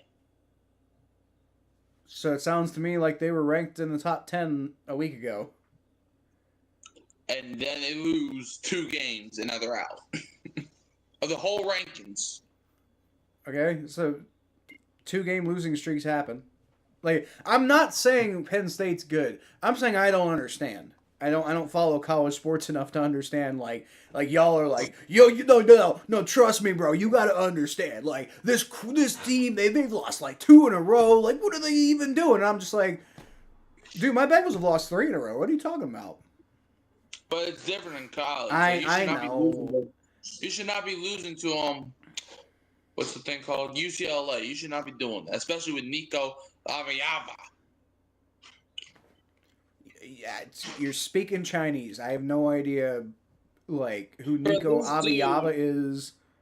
This dude at Tennessee freaking forced his way out of there, decided not to show up to spring camp.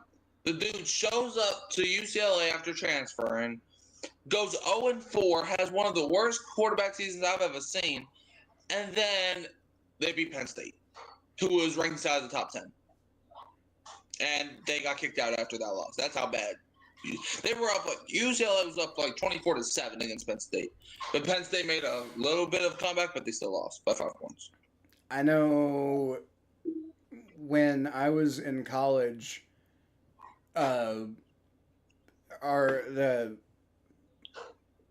Rufus Bobcat, who's our mascot, beat up Brutus Buckeye on the field, and it was really funny. And then the guy, I think, I know he got banned from games after that. He got fired from being the mascot, and then he got banned from games. But it was still really funny, and he always has that. And it's not like anybody's dying to go to OU games. That's nice. It was really funny, but that's the extent of my history with college football. It's football. I understand football. Even though the rules are a little different, I can watch college football and definitely know what's going on. But as far as the storylines and shit, I'm totally lost. Or who wants to watch a Southern Miss versus Georgia Southern game? That's what I'm saying. I don't give a shit. But bro, why is this game even televised? Well, possibly for the people who went to those schools, because OU's game against Georgia Southern was televised, and I watched that. Oh, Louisiana Tech lost. Damn. Eagles chats are losing their minds. Yeah, well, that's because they just lost to the Giants, and that's pretty fucking bad, so. Oh, so Mark Sanchez did get fired? Why the fuck wouldn't he get fired? He assaulted a delivery driver. Okay, the Browns still employed Deshaun Watson. That's different. The Browns are stupid. And also, they kind of have to. They gave him a guaranteed contract. Ravens employed Ray Rice. They did release him eventually, though. Eventually. I know eventually, but this is not... First of all, Mark Sanchez is not being paid the kind of money or contract that guys like Deshaun Watson and Ray Rice were being paid. And I'm not saying that makes it okay. I'm saying that makes the decision a lot more complicated for these teams because they've already put all this money down.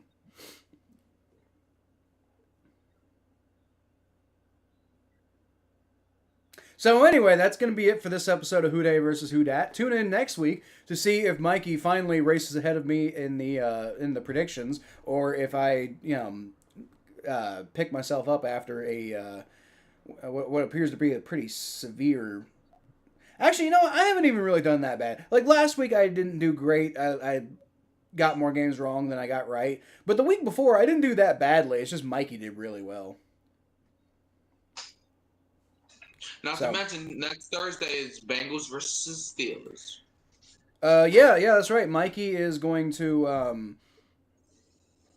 next week is going to be the Bengals game. So, I guess that's good for me because, I get a day off next week. I don't have to do anything on Sunday. That's going to be nice.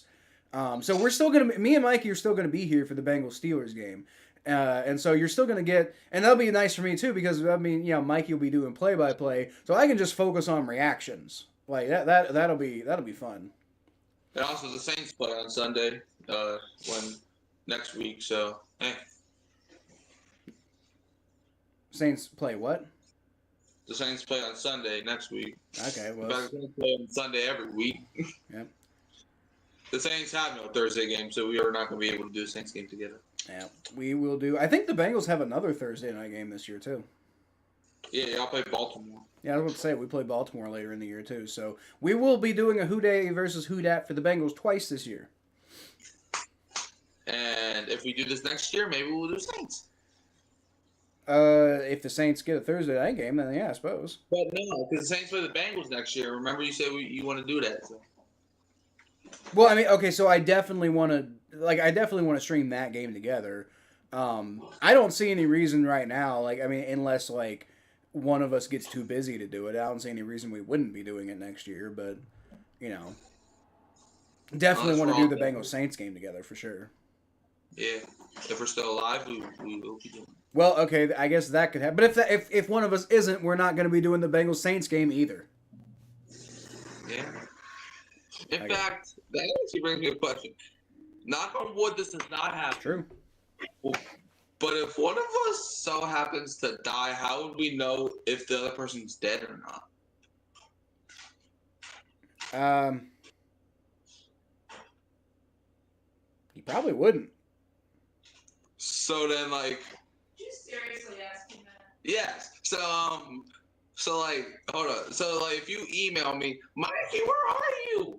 And it turns out I'm not even here. What is that going to mean for the podcast? Does the podcast still go on, or do you replace Mike?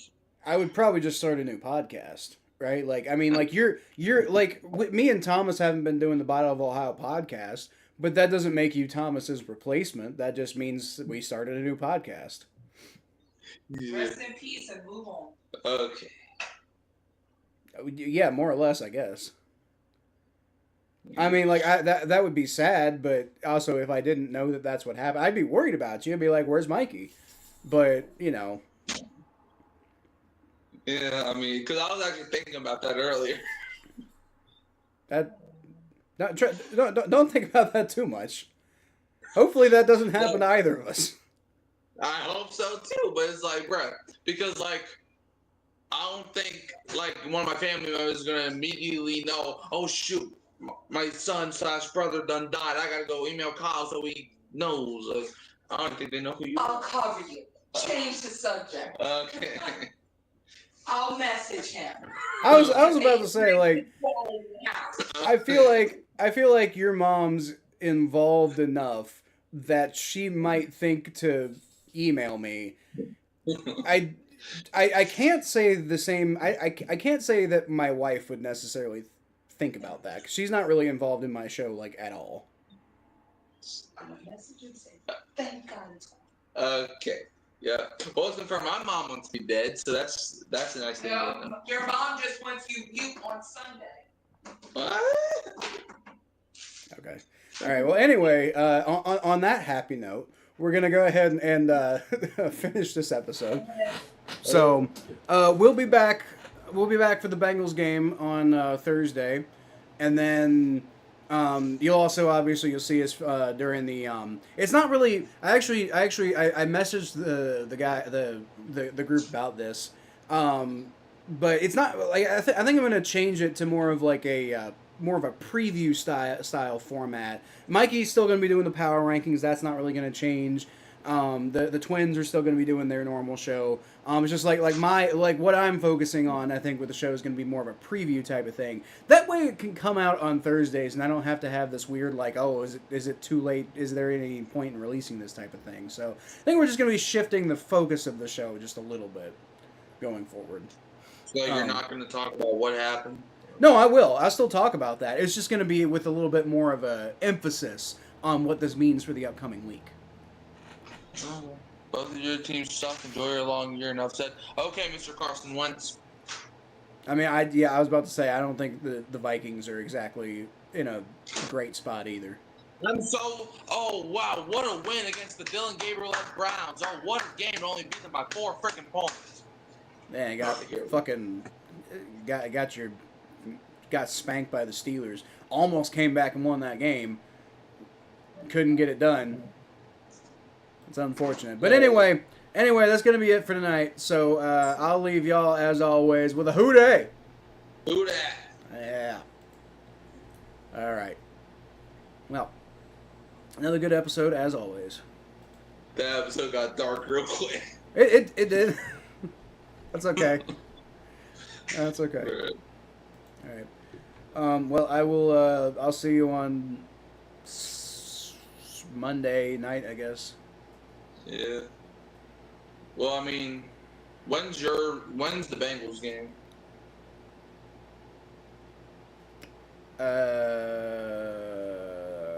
I would imagine like 1 o'clock.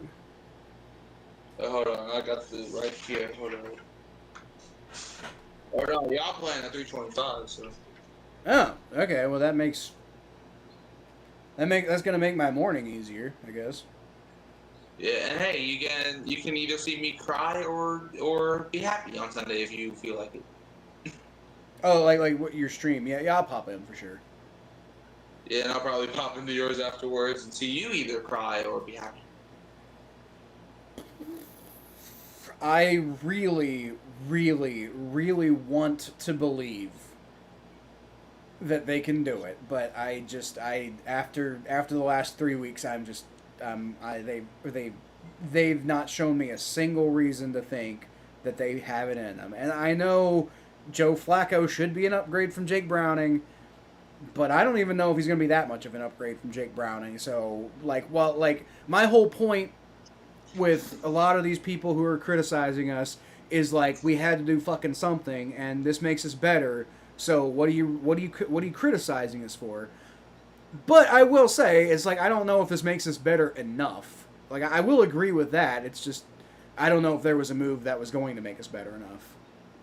That's nice. So, but maybe I'm wrong. I hope I'm wrong. We'll see.